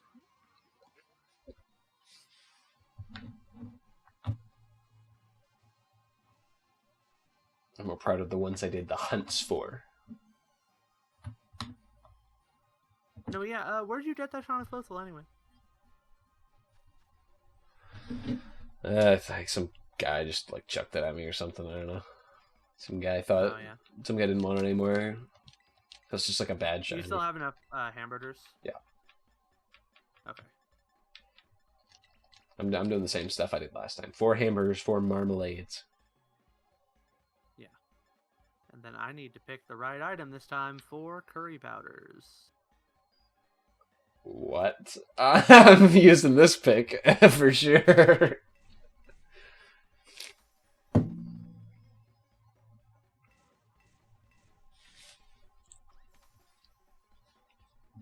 Such a big difference. Yeah.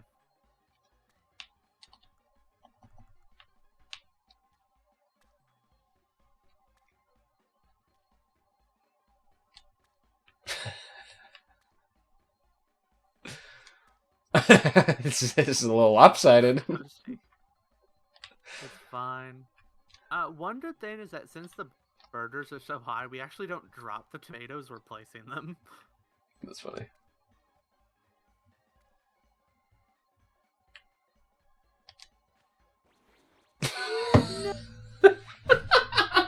Okay, listen. It might still be salvageable because according to the article, we don't need to have all the cherry tomatoes on there.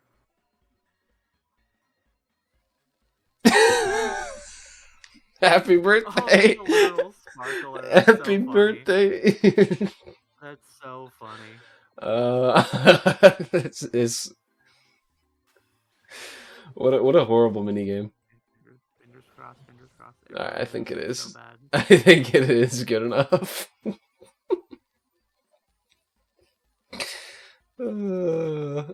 Oh, we got different animation. That's fine. Yeah, there you go.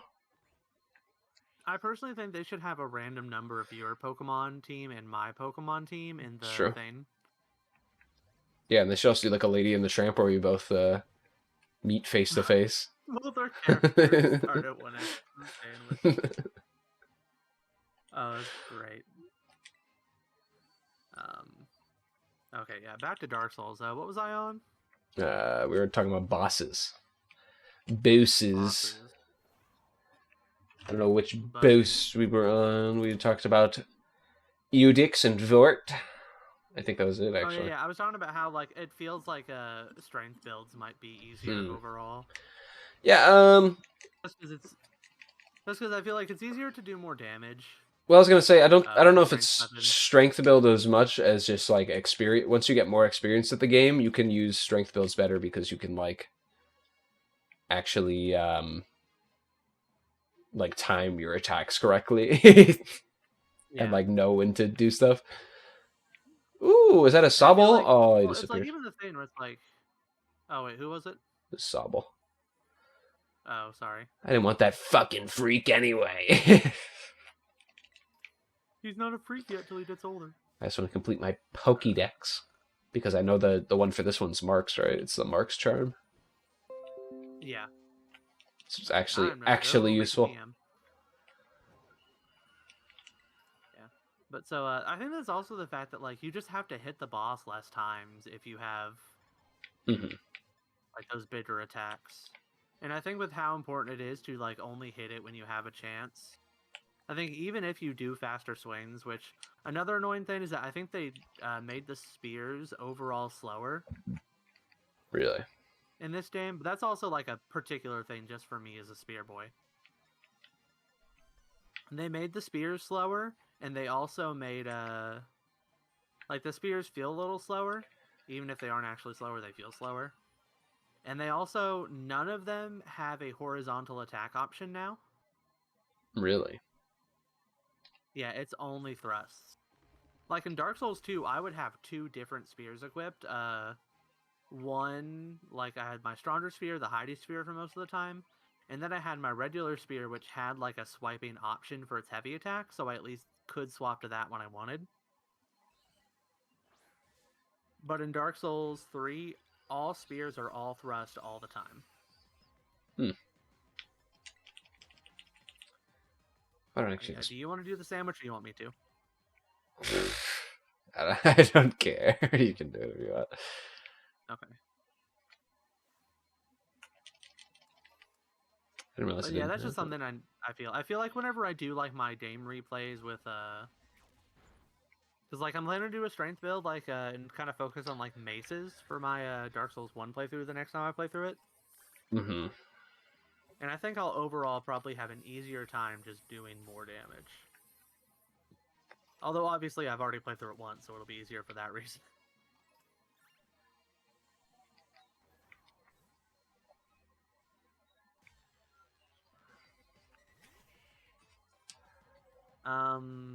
Yeah, so that was just that little tangent. Next up, Curse Rotted Greatwood. Goofball fight. It's neat. Goofball fight.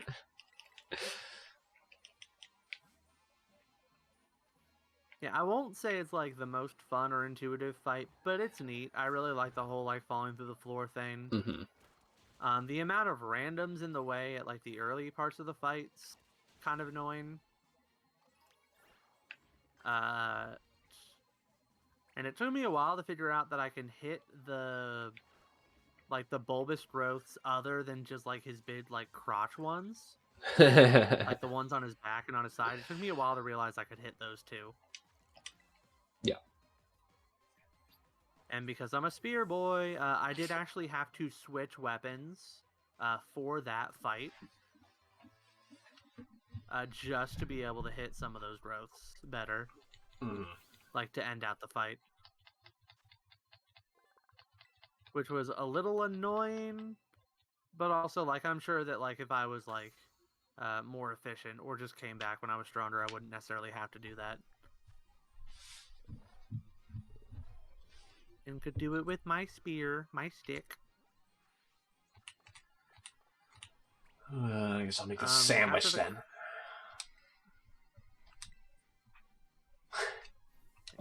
After the Curse Rotted Greatwood is the Crystal Sage. Hate it. Yeah, it's not a great one.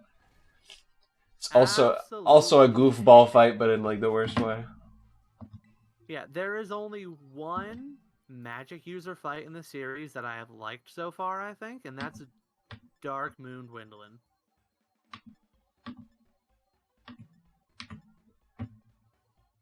I think any other magic user fight I've just absolutely hated.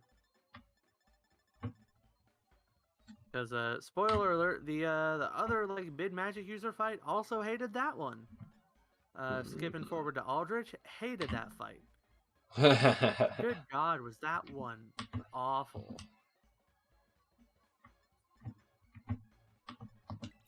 Like, having a boss that, like, can use magic, you know, whatever, that's fine.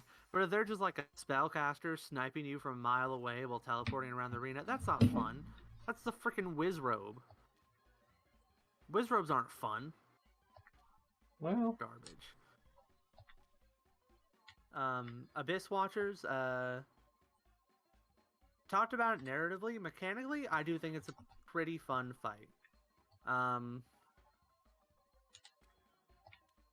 Yeah, I think that, like, the early part of it, like, where you have to fight multiple enemies at once, there's, like, a built-in way to deal with that, with the fact that they also fight each other. Both a narrative way to make the annoyance of fighting multiple opponents both more bearable and fit in narratively, like, mwah. Like Chef's Kiss. Yeah, I and think then once it becomes is... like the straightforward, like, one-on-one duel, I also think it's pretty good. There's like a good mix, in my opinion, of like the occasional out-of-pocket attack to like try to catch you off guard, with like well-timed and choreographed hits. Solid fight overall. Deacons of the Deep.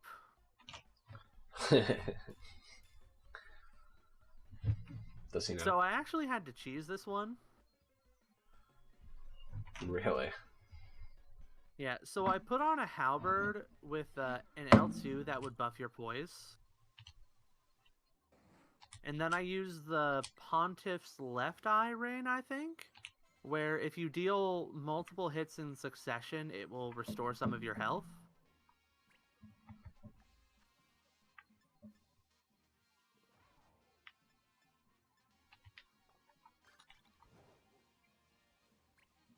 And then I just, I upped my poise, did my R2 attack, and just gained back all the health I was losing as I just mowed through them. It still took me a couple of tries doing that, and it felt a little bit like cheating, but I did not care.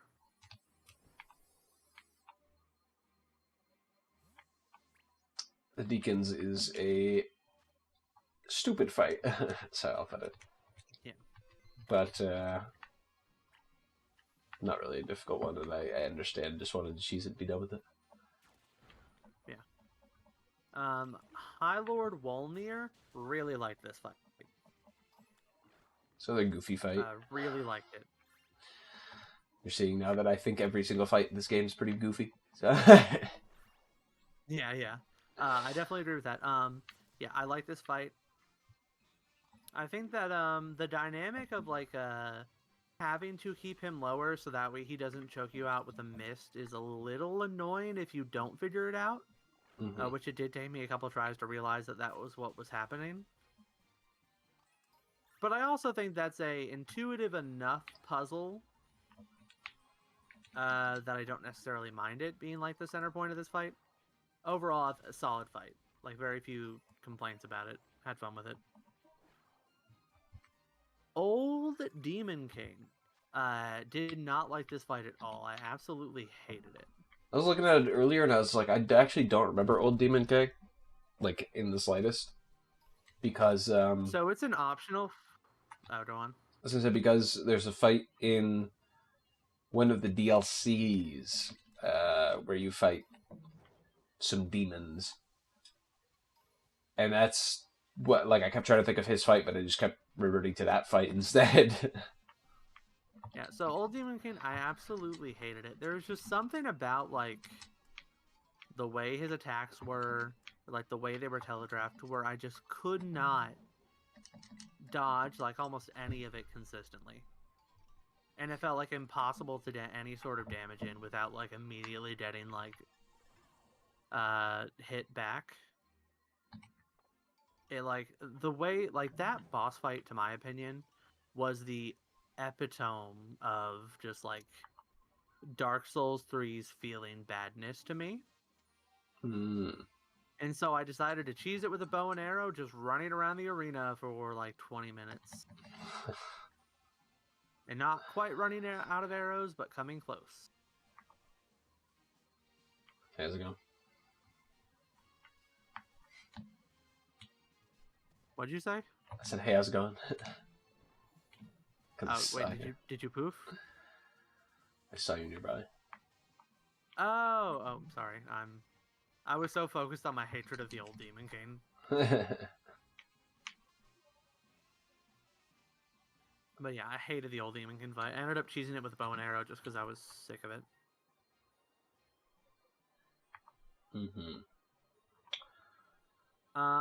That being said, though, side note for, like, actual bosses, the mini bosses, the couple of demons out in the world that you fight, there's, like, the one on the bridge that's, like, maybe the spot where you fought the Tauros demon in Dark Souls 1, or just, like, meant to reference it, that spot. I think the fight with that demon was pretty good. And then the fight with and then the other demon that's also in the catacombs, that's not, like, an actual boss, but, like, a mini-boss, that one was also pretty good, I think. Really fun to have the Mimic and it fight each other. That was a blast. Yeah, that was funny. You can do that.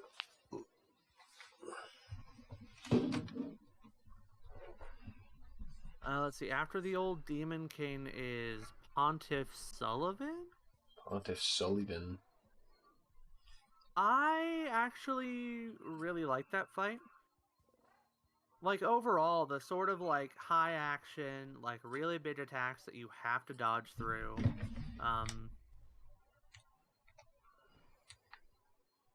Like, feels more like a Bloodborne fight than a Dark Souls 3 fight. Pontiff Sullivan kind of feels like the poster child for that. Like, the Abyss Watchers is the same way. That being said, I did still like the Pontiff Sullivan fight.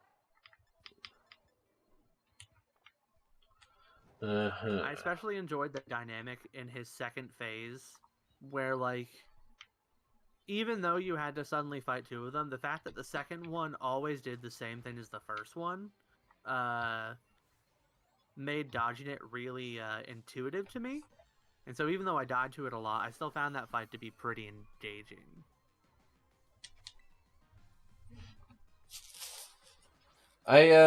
So back on release, Pontiff Sullivan was like the wall they had to get past. Oh, like where everyone got kind of stuck at? Mm-hmm. And I remember not really liking the Pontiff fight. Partially because of the reasons I think you already specified, where it's like, it feels like he's more of a Bloodborne boss than a Dark Souls boss. Yeah. But at the end of the day, I do think it's just like a fine fight. It's not, like, offensive. Yeah. It's just okay. Reasonable. And also, I have a lot of memories of that area. Because right after Pontiff Sullivan, that area was where the fight clubs were all at, back on release. So. Oh. Did you do a lot of, like, the PvP stuff? Yeah, in Dark Souls 3, I did a lot of it. It was just like, go into a world and the world owner's just sitting there, and, like, all the one by one you kind of, like, fight each other. That was it was Oh, some that's fun stuff. Because after Dark Souls 2, you have to realize Dark Souls 2, which had like a perfect system for battling other people in it, and then Dark Souls 3 was like, yeah, fuck that. We're gonna betray everything that Dark Souls 2 set up because we want to make a statement or something. Like after that, like that is people kind had of to make true. their own way, and that was how they tried with the fight clubs. Lose your way. And the fight clubs are pretty fun. But now Elden Ring's I just got a like completely 4-star. fucked because they apparently really hate invaders and think that they're not. People who invade the games are similar to people who shiny hunt Pokemon to Game Freak. Is what it feels like, because You know what? they Understandable. they purposely design every game. It seems like they're designing it more and more against those people. When in Dark Souls 1, when someone invaded, like you were like, oh fuck, like you got your ass beat damn red. Now in Dark Souls in Elden Ring, if you get invaded, it's like, oh, this idiot fucking invaded me. Time to waste 30 minutes of his time.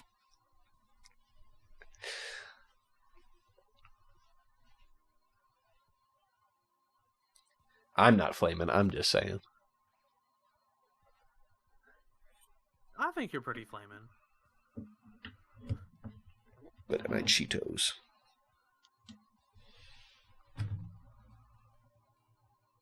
Yorm the Giant, So because I did the Seedbird part, where he was doing the Storm Ruler for me, I haven't gotten to do, like, the real version of this fight.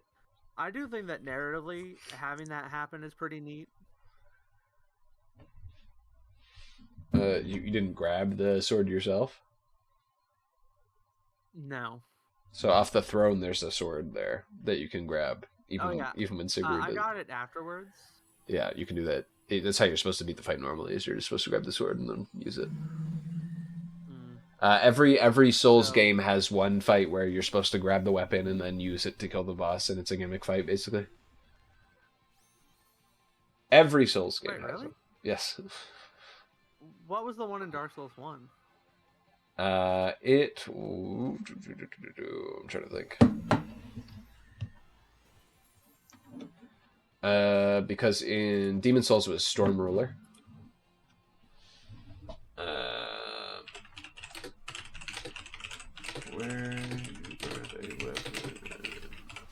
Pretty sure Dark Souls 1 had one. Because I know I had Seath, which wasn't quite the same thing, but it was still like a BS fight.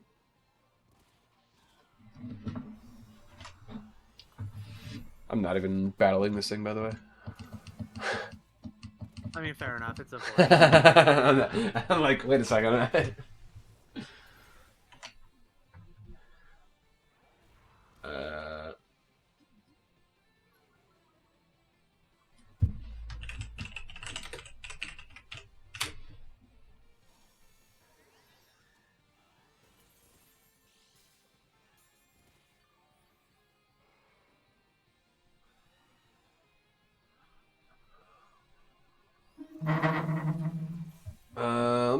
Let me do.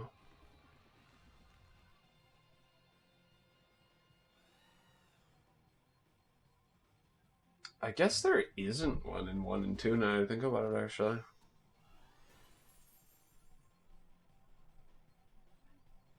Like, they're like gimmicky fights. But there aren't,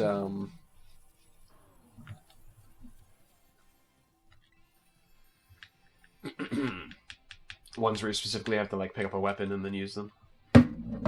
Because Demon Souls, it's Storm Ruler.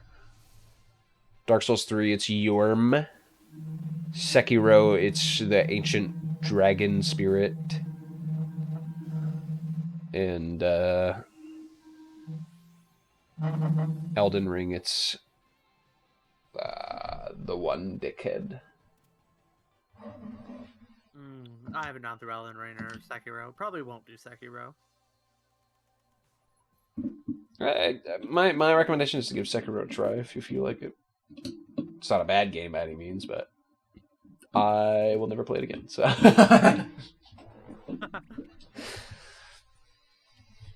So Yorm, I kind of wish I had tried a few more tries at it before I did the whole Seedward thing, just to like see how the fight feels like in its like most base form. But as it stands, it's a whatever. Mm-hmm. Aldrich, I already talked about by Crystal Sage. Absolutely hate Mm-hmm. with a burning passion. Not fun. I hate Aldrich as a character. I mean, Aldrich is a humongous piece of shit in the lore. So, oh yeah, like he's a huge asshole. I hate everything about Aldrich. Moving on, Dancer of the Boreal Valley. Very fun fight. I think it's all right. I think it might be the fight that like, people point to the most when they talk about fights that they like in Dark Souls 3. I think that Dancer for the Boreal Valley for me just feels like a slightly toned down version of Pontiff Sullivan. Mm-hmm.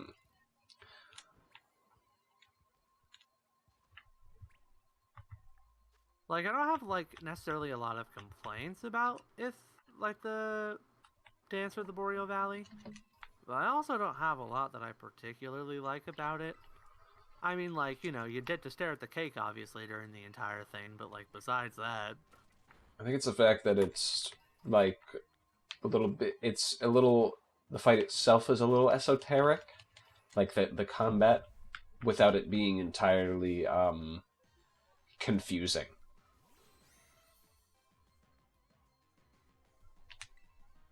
Oh, yeah, that's fair.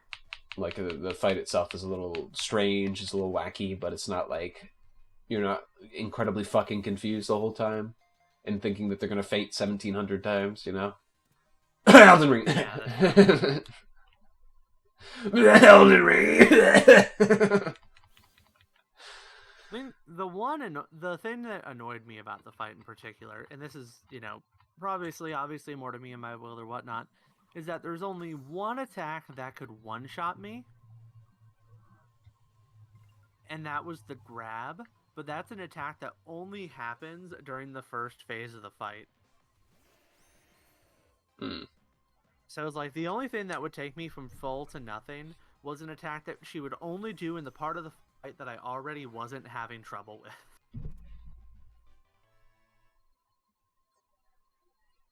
And so that was a little frustrating while I'm doing the fight again, trying to get to the second phase.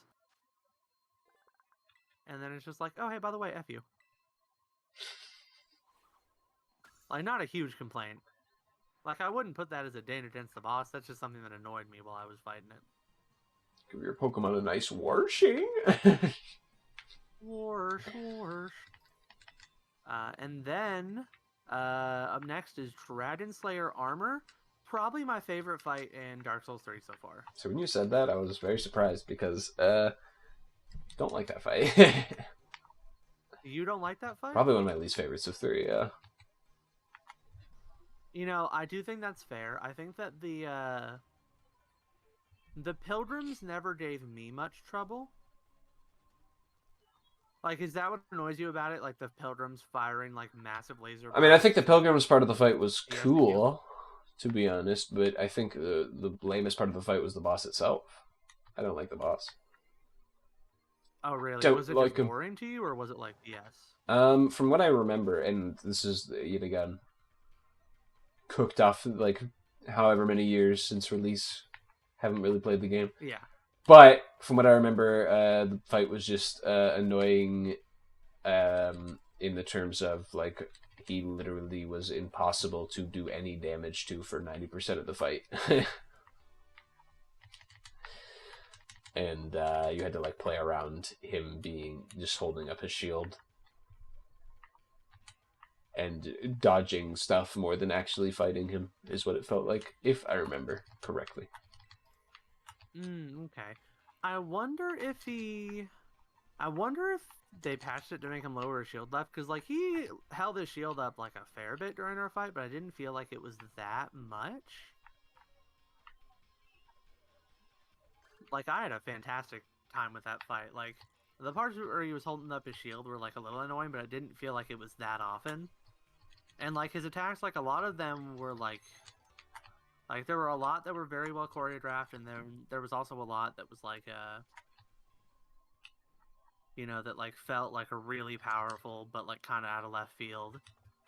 But even those ones felt like, so long as I was paying attention, I was fine. Mm-hmm. Like I really enjoyed that fight. Like it was just like the most solid feeling fight out of the boss fights to me. And even though it took me a heck of a lot of tries, I did have a lot of fun with it. I think Dragon Slayer Armor was my favorite fight. Fair enough. It's always fun.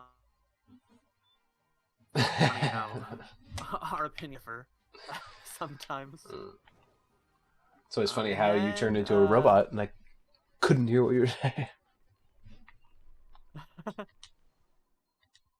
see. I have not fought Osiris or Champion Dunder yet. Ooh, Champion Gunder's fun. Osiris is goofy. Is using that phrase again? Yeah. I remember seeing the Osiris fight like a long time ago, but I don't remember anything about it.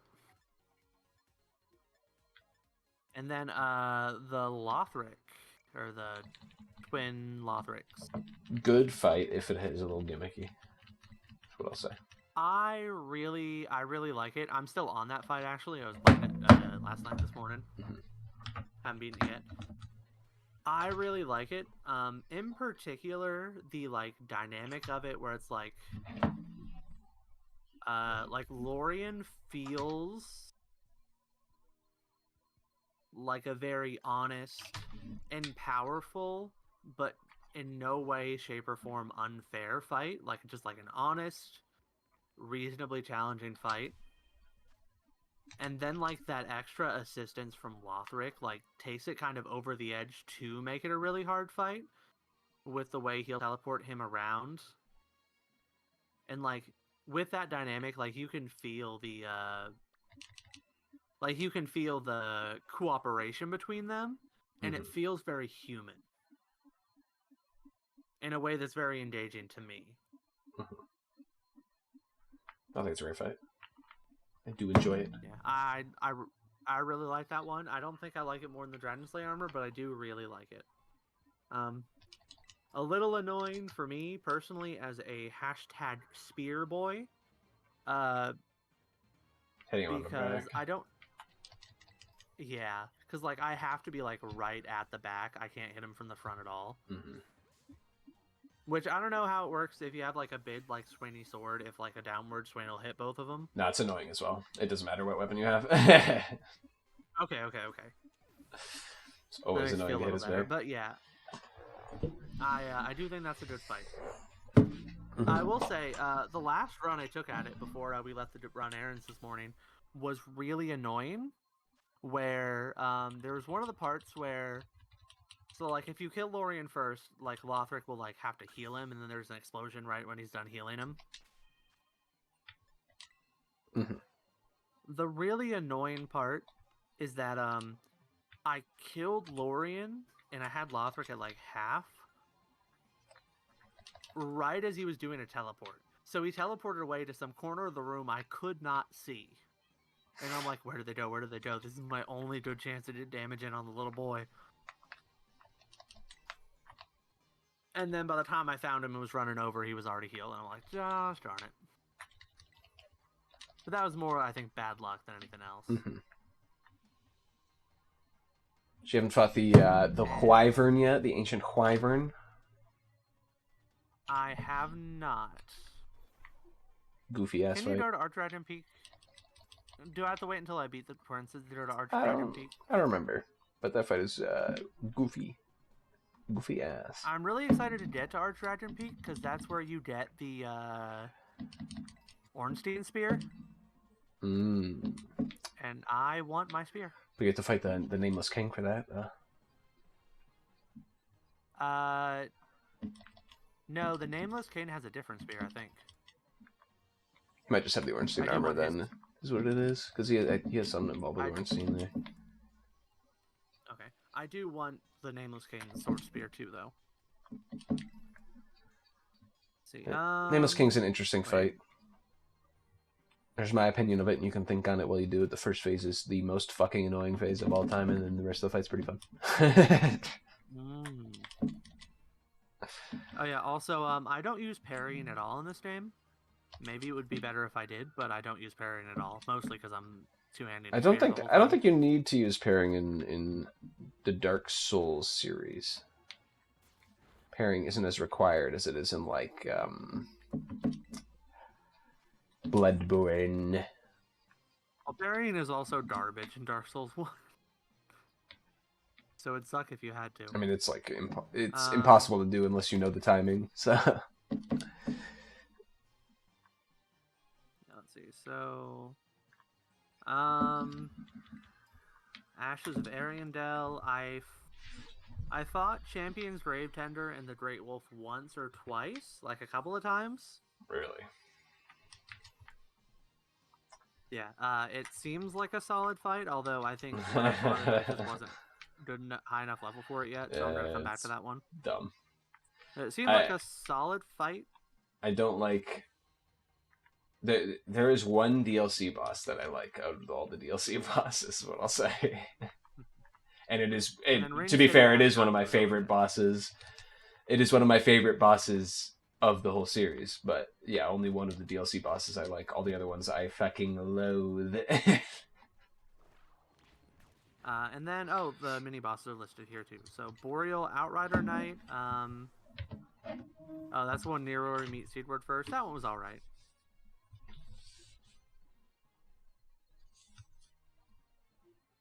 Boreal Outrider Knight located on the left side of the main bridge of Lothric Castle. I don't remember that one, so maybe I didn't fight it. Stray Demon talked about. Fire Demon talked about. The Deep Accursed. Oh, the big spider things. Those ones are really hard. I did not bother fighting them. I have no idea. Whether them being really hard is BS. So they look like big spider things with like skull faces. They're the Deep Accursed. There's one in the Cathedral of the Deep, and then there's one in Anne Orlando, right before Aldrich. I don't even ever remember fighting one of these motherfuckers, so... The Karthus Sandworm is really dumb. I just cheesed it.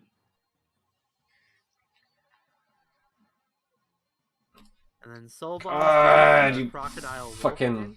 You reminded me of all the DLC bosses that I fucking hate.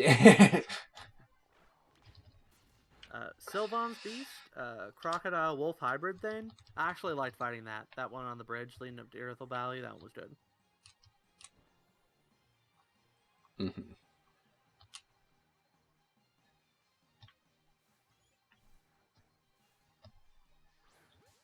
Yeah, you need to do the DLC so I can complain about the bosses too. Specifically, the end boss of the first DLC is might be one of the most offensive bosses I've ever played in Dark Souls history. Okay. That's the Sister Freed, I guess? Yes. Okay. And then one of the Ring City bosses makes me want to unalive myself. Well, the other Ring City boss, the other Ring City boss is one of my favorite bosses in the whole series. So it'll be fun to see which one you think is which. Alrighty. Yeah. So overall, I do think that the DLC, or not DLC, the bosses in Dark Souls 3 so far, a lot of them are like. 1 second.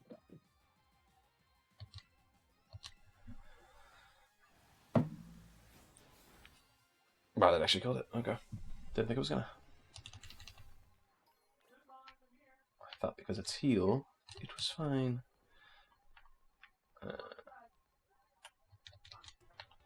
Hold on, I'll be right back as well.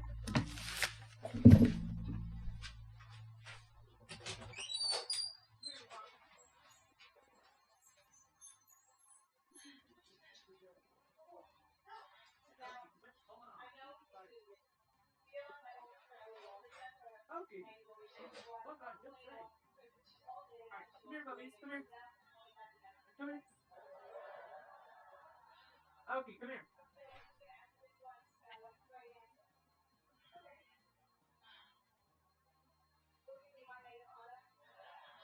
Come here, little mom. Go on, little mom. Go outside. Come. Come here. Okay, come here. Okay.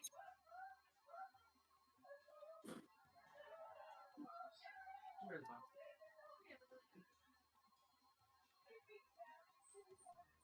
Separate you two until you calm down.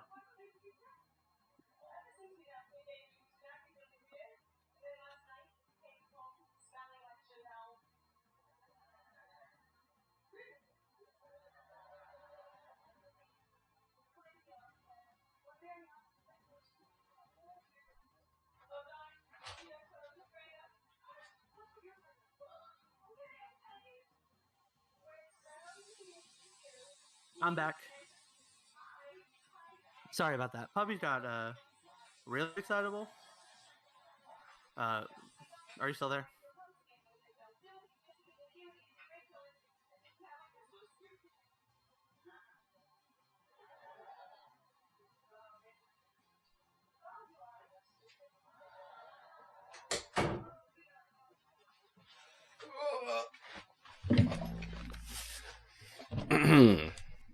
Hello.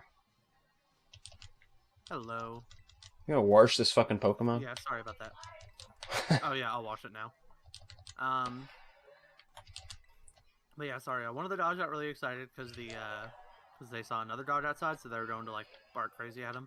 Well, I took the chance to And then put the younger dogs one, outside for a second as well. So yeah. And then the youngest dog, Oki, she likes to pull on the older dog a lot, and so she was pulling on him while he was already really excited, or like upset about the other dog, and as a result, he got really upset at her. So that's what the really loud barking was, and so I had to go deal with that.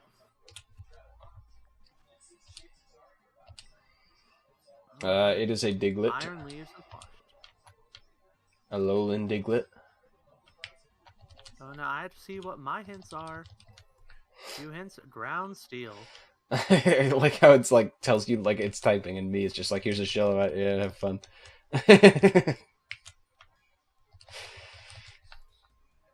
Like maybe if there are 4 people in the lobby, one of them it shows the silhouette to. But I feel like if there's less than that, it should just be like this Pokemon loves digging in the ground. Yeah, like the Pokedex entry. Yeah. Or like the typing, or like what biome it's in. True. But then I guess they would be a little afraid of having the hints be too esoteric. Because like they want you to be able to reasonably figure it out. Yeah, because how can it else like, can a you're playing 3-year-old online. baby figure it out? Yeah. Well, you can't do this with randoms. Because you can't join union circles with randoms. Wish you could though, that'd be fun. Too It fun would for make my grinding game for freak. points so much easier. It's a lot easier now that I have a friend. True. Nobody wants to play Scarlet and Violet because it's due to a bad game. It's true. Alexa just watch you play the game and is like, you're like, man, I wish I had a friend to play this with, and she just looks at you like, Yeah. Yeah. So she actually, we didn't even play through the DLC together. Like she didn't even watch me play. Because she wasn't like opposed to being there with me, but she did not feel strongly enough about being there for it that she was willing to play it on my schedule because I wanted to get through it like reasonably quick so I could start working on competitive stuff. Mm-hmm. And so she's like, yeah, just play without me. Sad. It's also very fair because she did not like Scarbo. She's in the majority there. Yeah. I stand with Alexa. Oh, we stand. We stand. somebody who has the correct opinion. So what was I? What was I saying? What was he saying? I should be right back. So we talked about. Okay.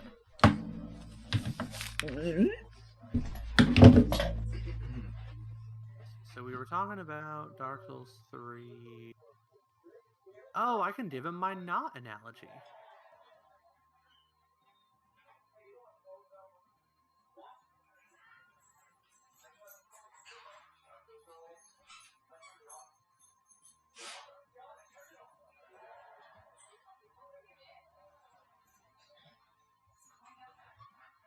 Ooh, I can't wait to give the not analogy.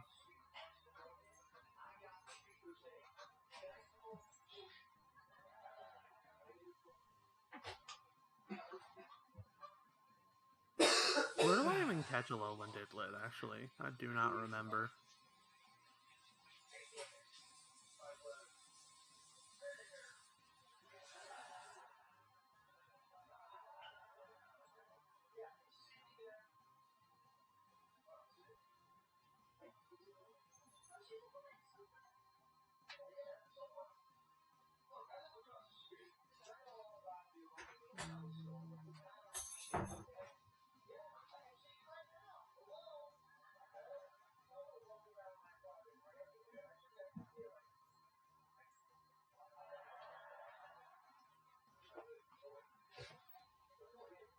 Oh, Didlet is in the cave. Okay.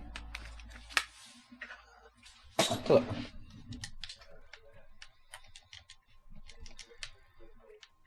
How goes it? Now I remember. I remembered that Didlet is in the caves in the coastal biome, not on the beaches. I was looking in the canyon biome. Oops. Makes sense that it's coastal though, because there's that whole story mission where we're finding a lot of the creatures in the coastal region.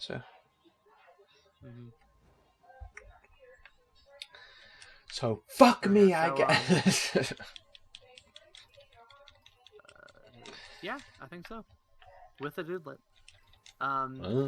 So next up about Dark Souls 3, I did want to talk about the world design a little bit. And I have like a really strong like analogy that I came up with for like the world design of the different Souls games, at least the ones I played. Where it's like, so Demon Souls is like 5 strings that are just laid out next to each other on a table. Dark Souls 1 is like this really big, complicated knot made of one big string. That like you have to unravel, and it's this one big string that you have to kind of slowly pick at and unravel. Dark Souls 2 is a slightly less complex string, but that's actually made up of multiple knotted strings. So like the knot overall isn't as big, but there's like, you know, a couple of knotted strings that make up the one knot. So like at first it feels like you're untying a big knot, but then really you just have 5 different strings that are lightly knotted.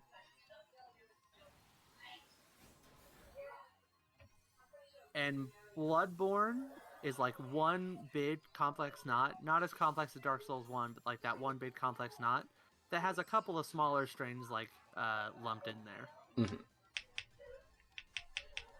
Dark Souls 3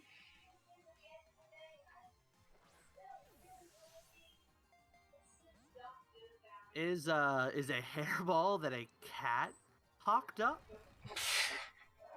It's covered in feces and grime. And you're trying to untangle the knot, and you realize that, oh, it's actually just one string that this cat hawked up. Do not like the world design of Dark Souls 3 in the slightest. It is painfully boring. Yeah, fair. Like it is as close to linear as it can get while barely hiding it.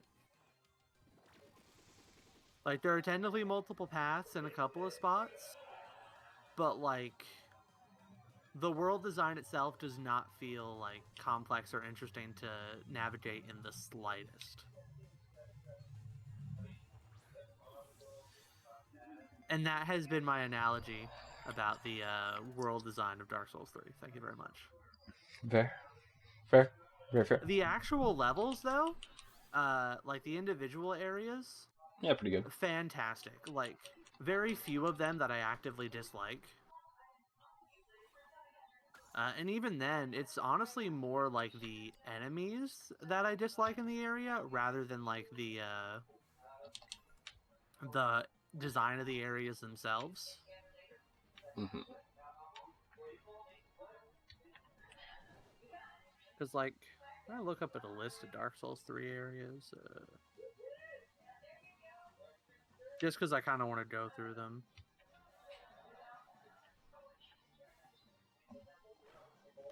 Well, this is okay,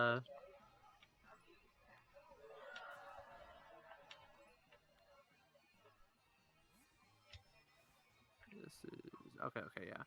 So like the High Wall of Lothric, which I guess leads into Lothric Castle now, I think is a really good starting area. Outside of fighting the frickin' like pus guys. I hate those guys. They're terrible to fight. But in terms of that design area, it's like pretty simple overall, but like there's just enough complexity, like a really solid starting area. The Undead Settlement is again pretty basic, but like a good starting area, I think. I especially like this sense of descent you get as you kind of have to go into and find some of the secrets in there. The Road of Sacrifices, like / like Farron Keep, I really do like that, especially how open that like swamp area is. Mm-hmm. Like obviously swamp areas are always kind of annoying because of the boginess and the poison, but I think actually like exploring it is still a blast. Working around it, even though like the Yord enemies in there are really annoying. Cathedral of the Deep, maybe my favorite area. Okay. Really fun to explore. I especially like how few bonfires there are, and how it really feels like you're slowly uncovering like portion by portion as you like find different ways to like sneak into it from the side and then get back to the front. Mm-hmm. It's just honestly really engaging. 1 second.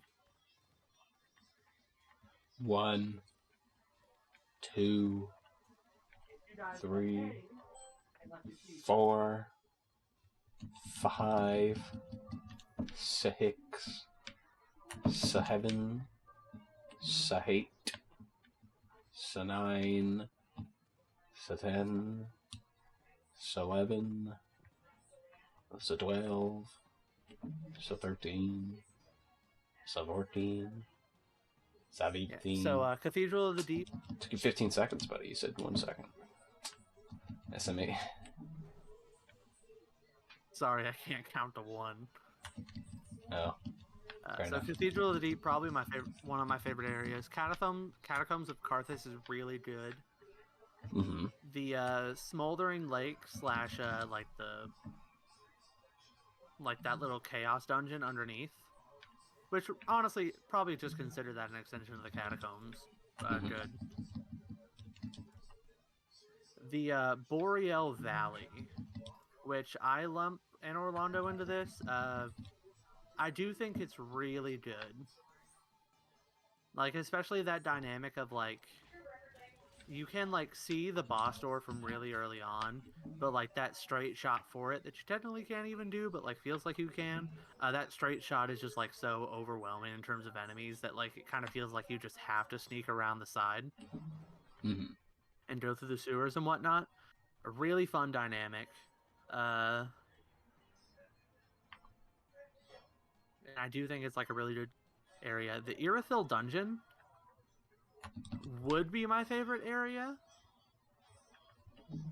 because it is like really interesting to go down to and explore. The only catch is though that the enemies in it are perhaps the most annoying enemies in the game, and I do not say that lightly because there are a lot of enemies in the game that I really hate. Those freaking like jailers, I think they're called, with like the prodding irons that like lower your health by being like within line of sight of them. Yep. that just lower your. That's so stupid. Like, overwhelmingly stupid.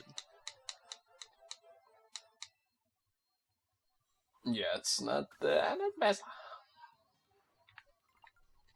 Who the Alolan Didlet I found has a mark. Nice. Did we get a super mission? Let's see if it's. Oh, that's Yeah, what you're it's for the doing. super mission. Yeah. Let's see if it's any good.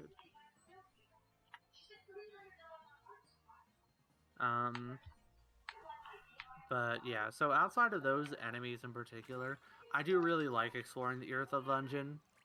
And I count the profane capitals kind of with it, like that kind of like little section. Really fun to explore, really interesting. Except for those enemies. Mm-hmm.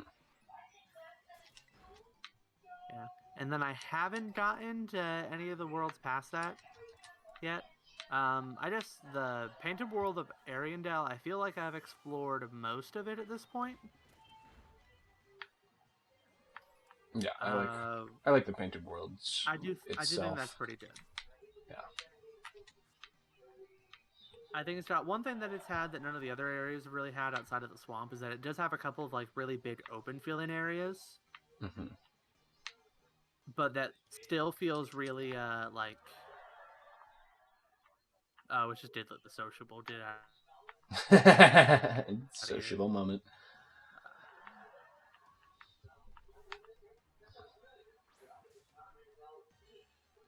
I thought that was a green shiny Slowpoke for a second, but it was just under the water. The classic under the water gambit.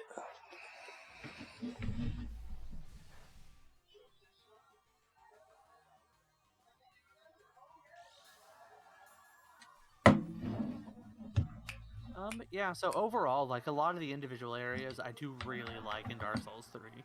Like, in terms of like, you know, like being like complex and interesting to navigate, and having like secrets that feel impactful to find. Basically every area has either been solid or really good in my opinion at this point. Even though I absolutely hate the overall world design. Yeah, I got that. I do think your example elucidated your thoughts on the matter pretty well. What are your thoughts on the matter? Do you even think about the overall world design very much, or do you think I'm running the money? Do you think I'm full of hogwash? It's been too long since I played the game, to be honest. Okay, that's for me to be like, here's my thoughts. The overworld of Dark Souls 3.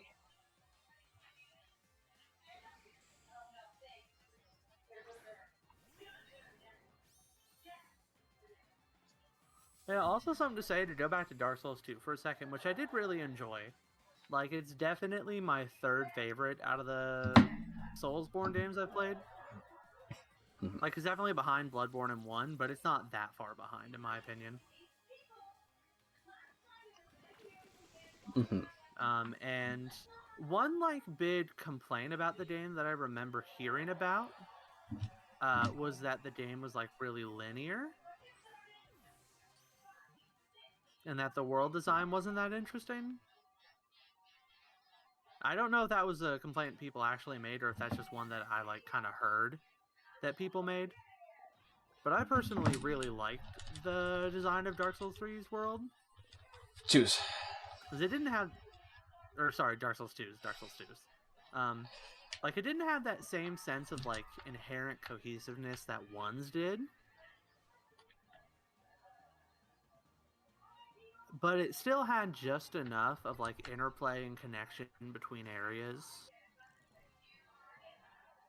that, like, especially early on, you get that feeling of, like, untangling a giant knot.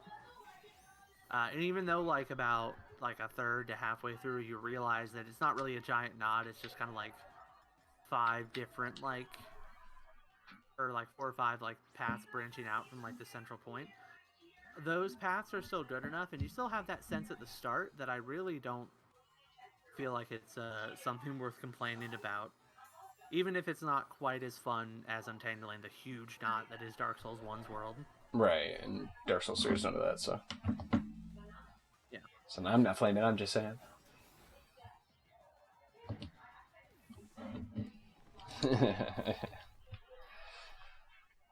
Yeah, sorry. I'm And then not the design of sorry. Elden Ring's world, I don't know anything about.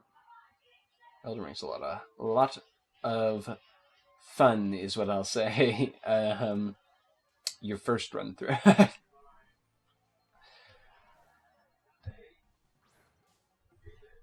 I'll get around to Elden Ring eventually. I think the next game I'm gonna play, like on my own, outside of like what me and Alexa played together, is probably gonna be Mother 3, I think. Ooh. Never played Mother 3, so. Yeah. Oh, you want to stream it? I You mean, want to play through it it together? was Then? in the plans. It was part of the Smash game streams. It was in Oh the yeah, plans that's one right. day. The Smash Ultimate game streams. I remember that. Listen, we only ever got to Ness. Yeah. So that's our two bid topics taken care of. The Dark Souls 3 and the Pokemon DLC. Anything else you want to talk about tonight?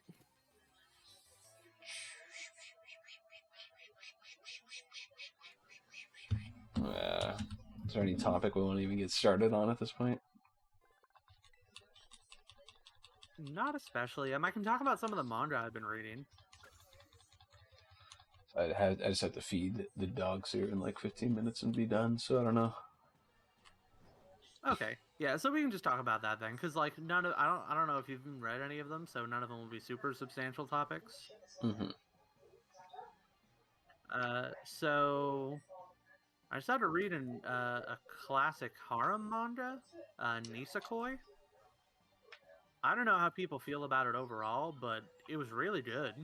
My brain turned off the second you started speaking about whatever the fuck you just said. I don't know. Yeah, Nisekoi. It's like a harem manga. No, It's well loved. It's I by one of heard what you said. Like, I did not hear what you said. I'm just saying I don't want to hear what you said. okay. But yeah, so I read Nisekoi. It was really good. Fun thing about it is that just casually, like somewhere near the end, it has like one chapter that is just like some of the best action I've ever read in manga. Like up there with like the best to Toriyama. Just like really good action chapter in the middle of a harem manga. But it was pretty good. I I'm sick and tired of harem. It's never written well, in my opinion. I'd say the vast majority isn't written well, but But my favorite's I written have very read. well. Yeah, Girls Bravo. Nothing's written better. Um, I don't read a lot of it, so maybe I just only read the good ones. Yeah, But okay. Nisekoi was good. Let's see. I started a series called, what was it called? Fool's Night. Viz added it to their app. Really good. I think it's kind of got like a horror vibe, kind of got like a noir detective kind of thing going on. Very upsetting subject matter, like parental abuse and stuff like that. Really horrifying imagery. Because the idea is that like 50 or 100 years ago or something, like the sun just like was no longer out anymore. Like it got covered up by clouds and never came out again. Mm-hmm.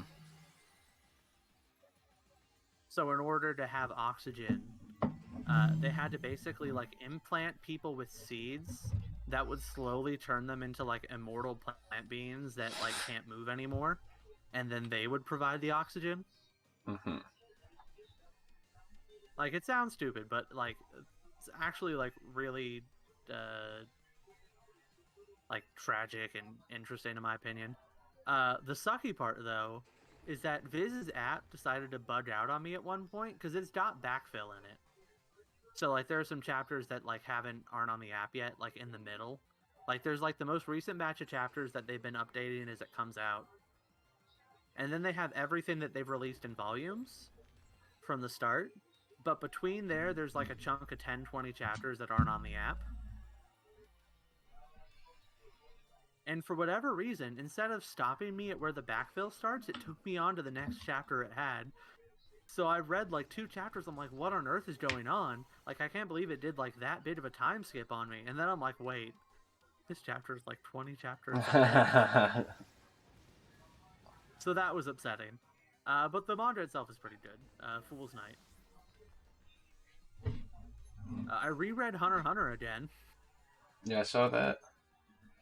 Yeah, I know I've been sending you some of my brainworms. Just Hunter x Hunter is definitely still my favorite manga that I've read. It's just so good, man. The pain of Hunter x Hunter is knowing that it's probably not going to ever finish. Yeah, but at the same time, like the fact that what we have exists makes me so happy.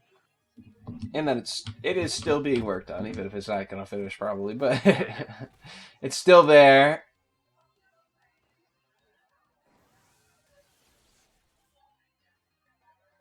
Yeah.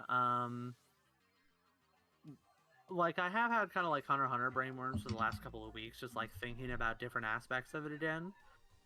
Mm-hmm. So, talking about like, so I don't know if I sent you this in a message or not, but my favorite line from Crollo in York New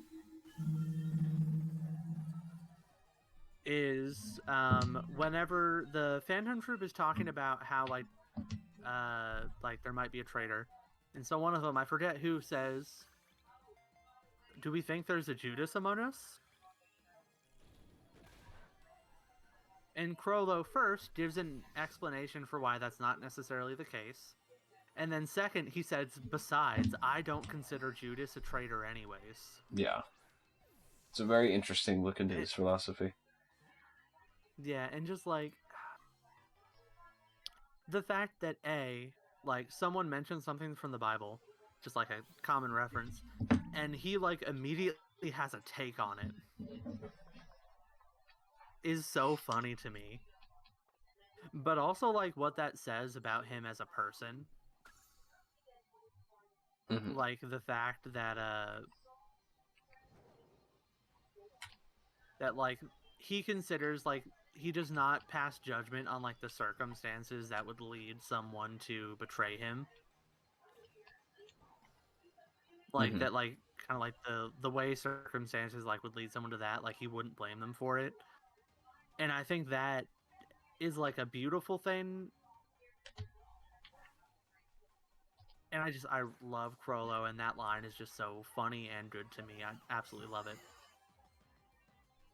And now another thing, much later, is that Denthor gets a lot of flack as being like the worst villain in Hunter x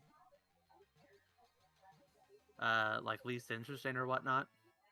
And while yeah, he does not compare to the likes of like Crollo or Hisoka or like even like a lot of the ants. I really like Denthor as a I villain. like him through a lot as well, yeah.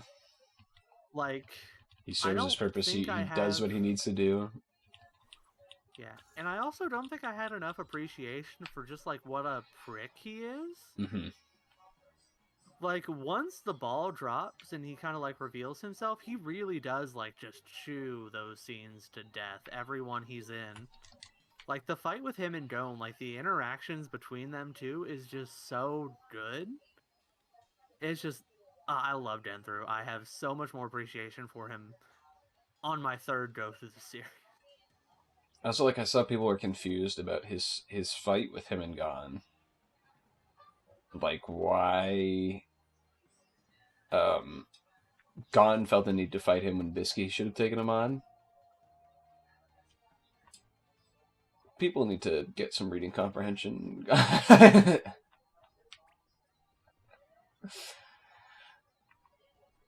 I'm just Yeah, saying. once Gon decided to fight him, there was no other option. Also, Gon Like decided there's to fight him his own way very selfishly, and even said himself, I'm being selfish, but I want to do this." yeah, yeah. Because he wanted to prove a point, and also because he's a psychopathic child.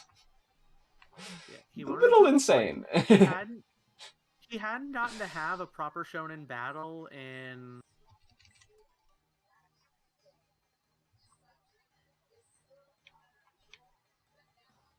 however many chapters between this battle and Hisoka. And so he was just itching to do it, and the fact that no one could stop him is kind of part of it. I also like how he's Like, yeah, losing. Bisky. He's losing the fight so hard, but he gets the one thing that he needs to feel like he's succeeded, and instantly the flip is switched and the plan's back on, and instantly they win. Like the win condition is met. Like Yeah, as soon as Gon flips that switch and gets what he feels like is his win, he immediately goes back to the plan and just executes. It's very well done. Gon is such an interesting character. I love him. Also, something I have kind of changed my opinion about. Mm-hmm. So, the start of the show, the 2011 series, makes some changes. Yeah. I can make the sandwich, by the way. Make some changes to Gon's character, specifically, like, he doesn't, like, already intuitively know everything about Aunt Mito and how she's feeling. Yeah. Like, it kind of, the show kind of dumbs down his emotional intelligence a little bit, because that's not necessarily in line with the character that we get later. Mm-hmm. At least that's, like, how I've heard it, like, said, which I think is, like, a reasonable thing to assume. Like, I believe that's probably why they did it, or why they changed those little bits. Mm-hmm. Having read the series again, I actually don't think I agree with them. Yeah. I kind of agree with you too. Like, I think that Gon is... Like, saying that Gon is emotionally intelligent and able to read other people very well, I don't think that that is at all out of character with how he behaves later. And in fact, I actually kind of think that's a really big part of why he breaks down so much when it comes to Chimera Anarch and kind of in Yorknew, is that he's actually able to read other people really well, and he intimately understands how other people work. Like, he does have that emotional intelligence. He just can't handle it because he's a stupid child. I think he can read people well, but he can't understand the assumption that people don't have the same thought processes as like someone like him would, essentially. Yeah. That's the difference. And also, like, Yeah. he doesn't consider people's feelings that well. Like, you know what I mean? Yeah. Like, he can read someone well, but he doesn't consider how they feel is appropriate to like how he's feeling in the situation, that kind of thing. So, because he's a stupid kid. Yeah, he's a stupid kid. And that's a thought I had, kind of finishing through like the Chimera Anarch on my second read through, third go through overall, is that I actually don't really agree with that change anymore. Because like at first, after I was kind of like, I read the manga, I kind of heard about what the change was and why, and at first I was kind of like on board with that. I'm like, yeah, that makes sense. But on like a second go through, I don't really agree with that anymore. Yeah, there's a much more aggressive change that the people in the anime made that they should be fucking all fired for. Oh yeah, the lack of kite. I hard agree. Still, like, I still see people online all the time going like, why did he care so much about Kite? It's because there was a whole fucking backstory involved with him where he was essentially like his father figure before Jing. Yeah. I'll also say that I personally think those people are kind of stupid. Because I think even though the way the anime did it, where they kind of like harp all that backstory into like that very start of the Chimera Ant arc, because they realized, oh no, this is relevant. Um, I think that even the way the anime did it, even though it is like literally worse in every way, I actually don't think it does that bad of a job. Because I think Gon flipping out so much over someone who was like was an influential member of him, that even though he didn't spend that much time with them overall, like Gon flipping out so much is about his inability to contend with consequences in his own situation. Mm-hmm. So how much he actually cared about Kite, and like how deep that relationship was, doesn't actually impact that plot point to me.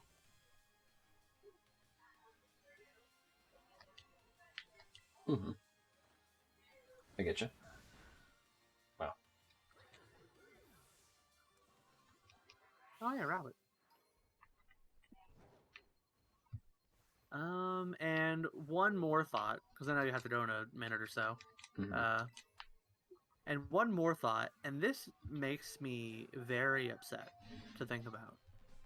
Um, so in my first, oh yeah, also the best arc of Hunter x Hunter, uh, like my favorite is Toad Island, but that's only because I don't know whether or not to choose the Succession War because it's not done.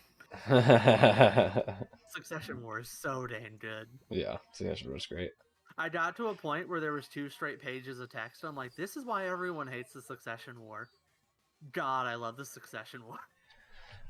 Online, everyone always posts that. I've been seeing like posts like people like this is they're like this is your goat manga, and it's just like pages of like people talking, and then all the responses are just yes, yes, yeah. Yeah, it's so good.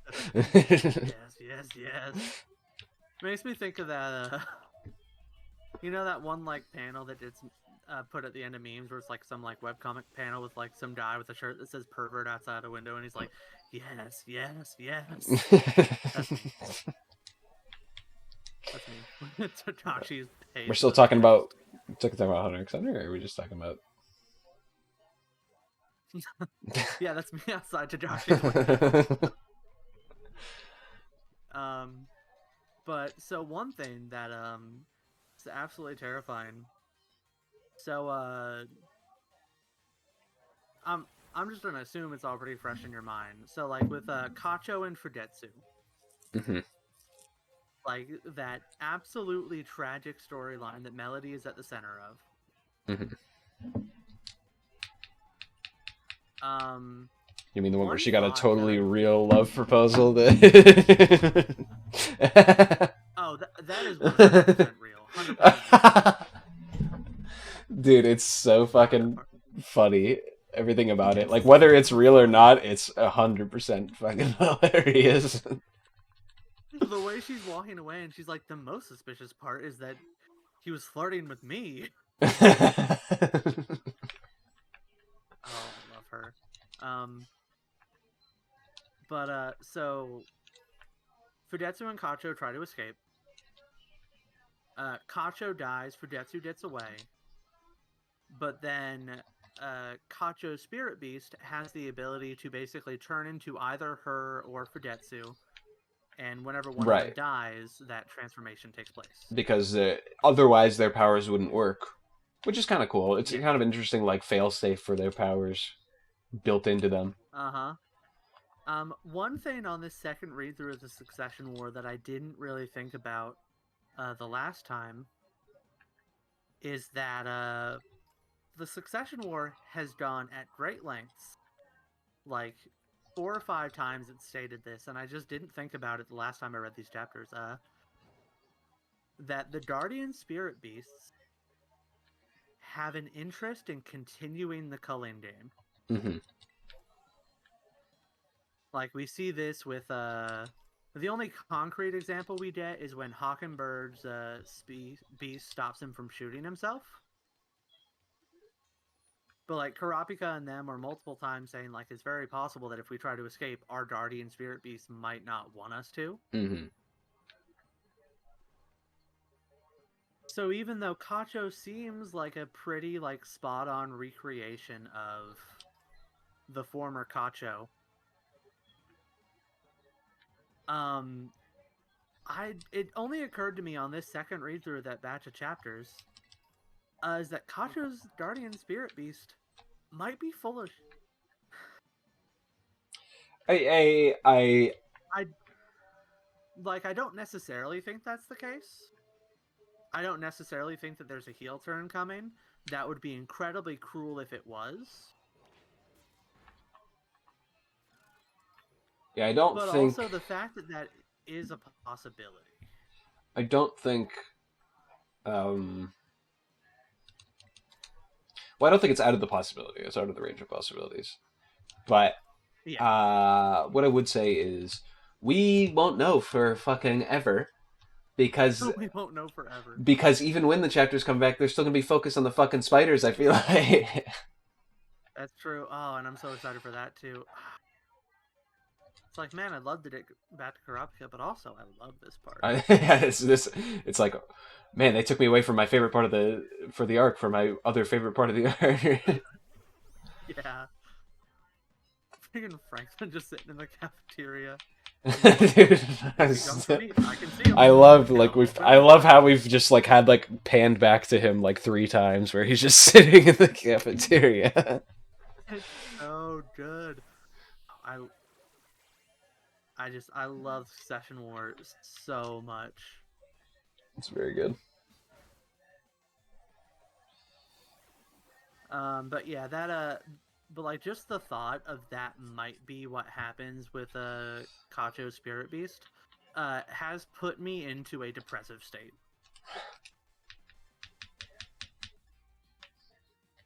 Okay. And then, okay, and then one more statement because probably don't have enough time to get into Juju right now. Is that the latest chapter of One Piece had probably my favorite quote from the series. Was it the one where Luffy's Like the entire laughing series. over Vegapunk's dying body? Because I laughed at that. No, no, not quite. But specifically when Saint Saturn says, uh there's a reason you people deserve to die. And Luffy's just like, no, there isn't.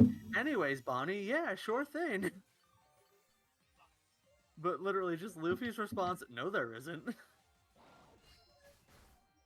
Just absolute gold, best line in One Piece, hands down. I just I hope here's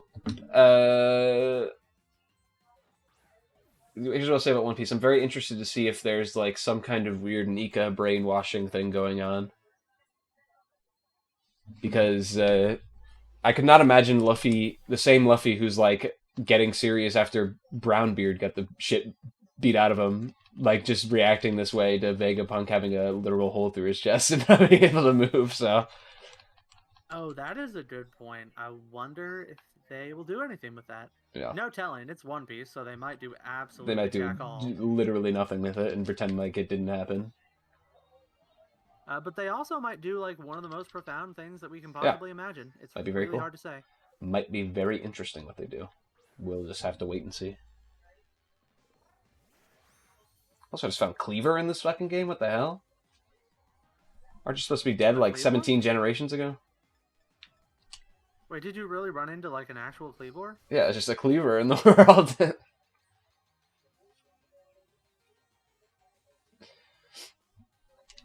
Oh my gosh, where are you at? I want to see that. It's at the like diamond area in oh thanks Pyroar. In Are the you canyon. underground right now? No, above ground. Above ground? Okay, yeah, I'll just fly over there. See if I can catch this bad boy.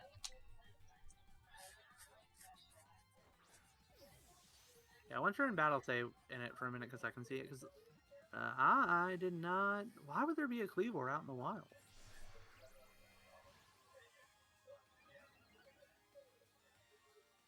And I guess this place is all artificial anyway. Yeah, that makes sense. I might wipe to this guy if he doesn't get caught, to be honest. Is he setting up on me? Okay, I got him. Ooh, hey, good job, you just arrived. Oh yeah, I actually can't. There was totally a cleaver here. There was definitely a cleaver here. You just caught a scyther.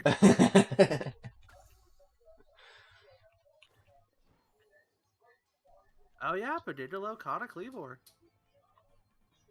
Dane, okay, what are you doing? Get away from there.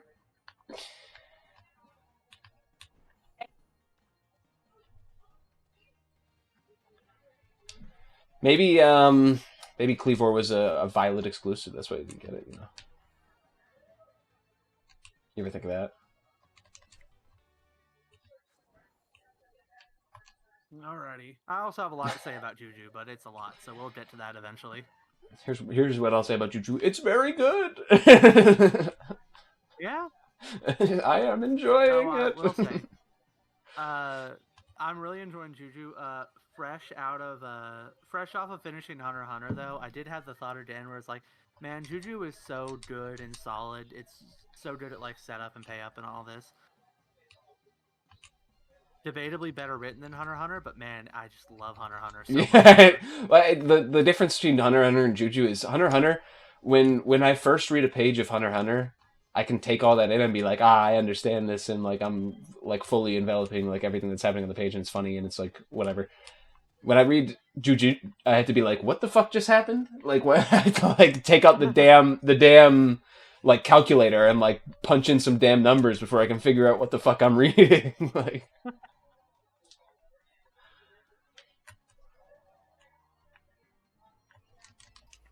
Anyway, thank you, Paul. I really did have no idea there was Cleavor here.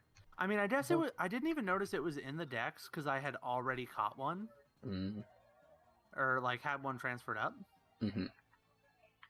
Okay, will you get that BBQ and tell me what type of sandwich it was? Was it sweet or salt or spicy? It was sweet. Yeah, I don't know. He not did on my desk. Yeah, okay, get down, bust it down, break it down. Break it down.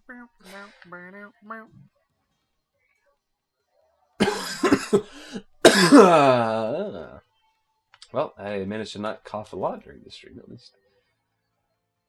Just the beginning and end of it, so that people who are skipping through the video get pissed off at me in the future. Because as we know, I'm going to be very famous, and a lot of people are going to watch these videos, of course. Yeah, a lot of people. Clueless, does he know?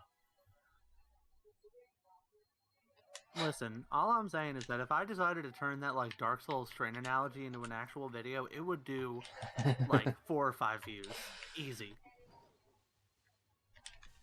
Depending on what popular tubers subreddit it gets posted to, who knows? Or Twitch streamers subreddit actually, because it's that's the new popular thing is. Oh yeah. Create something and then. I did a Moist Critical reaction video. He's like, "Look at this guy talking about Dark Souls." Hey guys, it's Moist Critical here. We're gonna watch some poopy butthole video about some guy. Congratulations! I've just made a 1.5 million view video in 12 seconds. 12 seconds. Listen, I'm not knocking on Moist Critical, but every single video he talks about fucking poopy butthole dicks, like. Moist buttholes. It's his bread and butter. Yeah. Oh, Listen, yeah, listen, and some people have the perfect brand, There's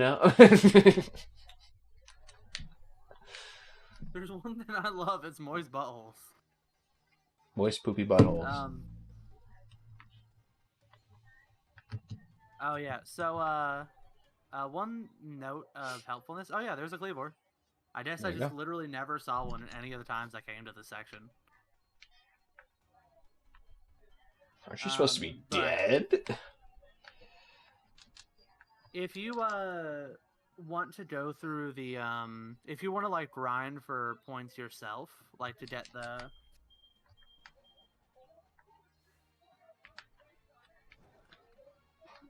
Okay, quit digging at that chick. Take this and run. This chair needs to get a hole in it, don't you know? She already tore into our other recliner. This chair would look We perfect have with to a keep a hole dug table in upside down on it to keep. it. Like we have to upend the table and keep it on the recliner so that she doesn't make the hole any worse. Mm.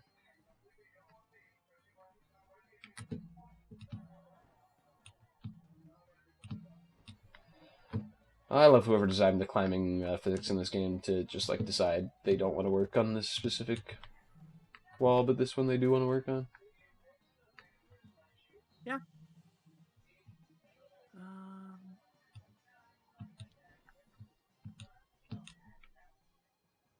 Litten. Oh yeah. I didn't tell you about my Pokemon regionals experience. Hmm. When I went this year, Mm-hmm. I did hot doo doo butter. I went 2-3 and then dropped. Let me guess, no Incineroar? No, there's Incineroar everywhere. I'm saying you on your team. Oh yeah, no. Good God, no, I do not want to use Incineroar. The 80% used mon. Yeah. Like, not every popular mon do I hate using. Like, I try not to be like, oh, this mon is popular, so I don't want to use it. But there's a couple that just, like, get my goat. Incineroar is one of them. Landorus, Incineroar. I also hate the Urshifus. Urshifu, They're absolutely everywhere. It's just this. Urshifu's just disgusting, bro. That shit's nasty. I don't even play competitive, and that shit disgusts me. Yeah. This format is kind of rough. Like, there are fun parts about it. But it is just so hard to team build for. The one where it lets you have, like, 3 legends or whatever? So we actually aren't on the restricted format yet.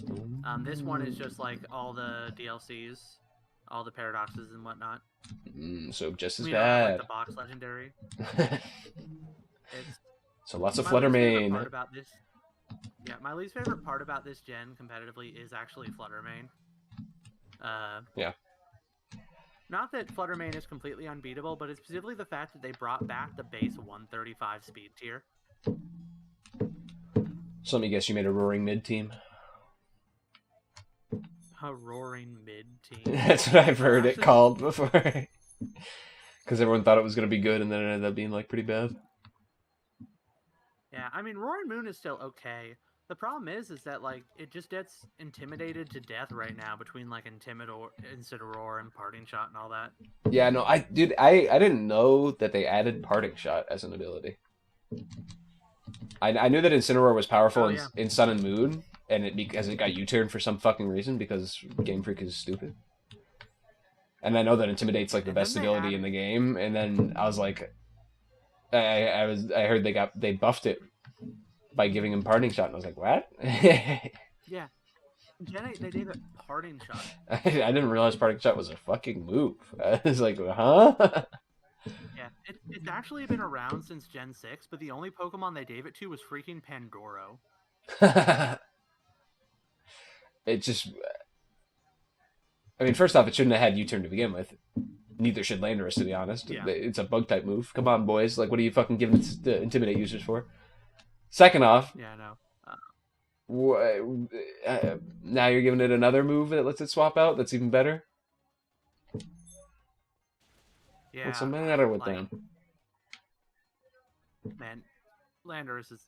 Landorus Eye, or Landorus Therian, it's kind of funny is that it's actually very mid right now. Yeah, it's like, ass. Nobody is really using it. Well, isn't it because it's, like, outscaled by Incineroar every opportunity, so... It's like, why... Yeah, that's the main thing. Why use it when you could just use Incineroar? There's also the fact that it can't really... Another big thing is that it can't really run Earthquake anymore. Because Rillaboom is everywhere. And so, like, it is not worth the opportunity cost of designing your whole team around Earthquake, because not only do you have to, like, plan your team in such a way that you can actually click Earthquake without killing yourself, which isn't, like, a huge ask, but it is a ask. But you also have to plan your team around beating Rillaboom and replacing the terrain, and that is actually a huge ask on top of that. Just use Weezing. God, I hate Weezing.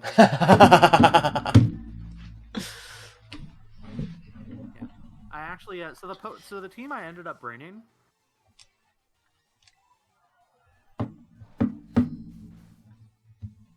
was an Iron Boulder Chien Pao team with Riolu on it.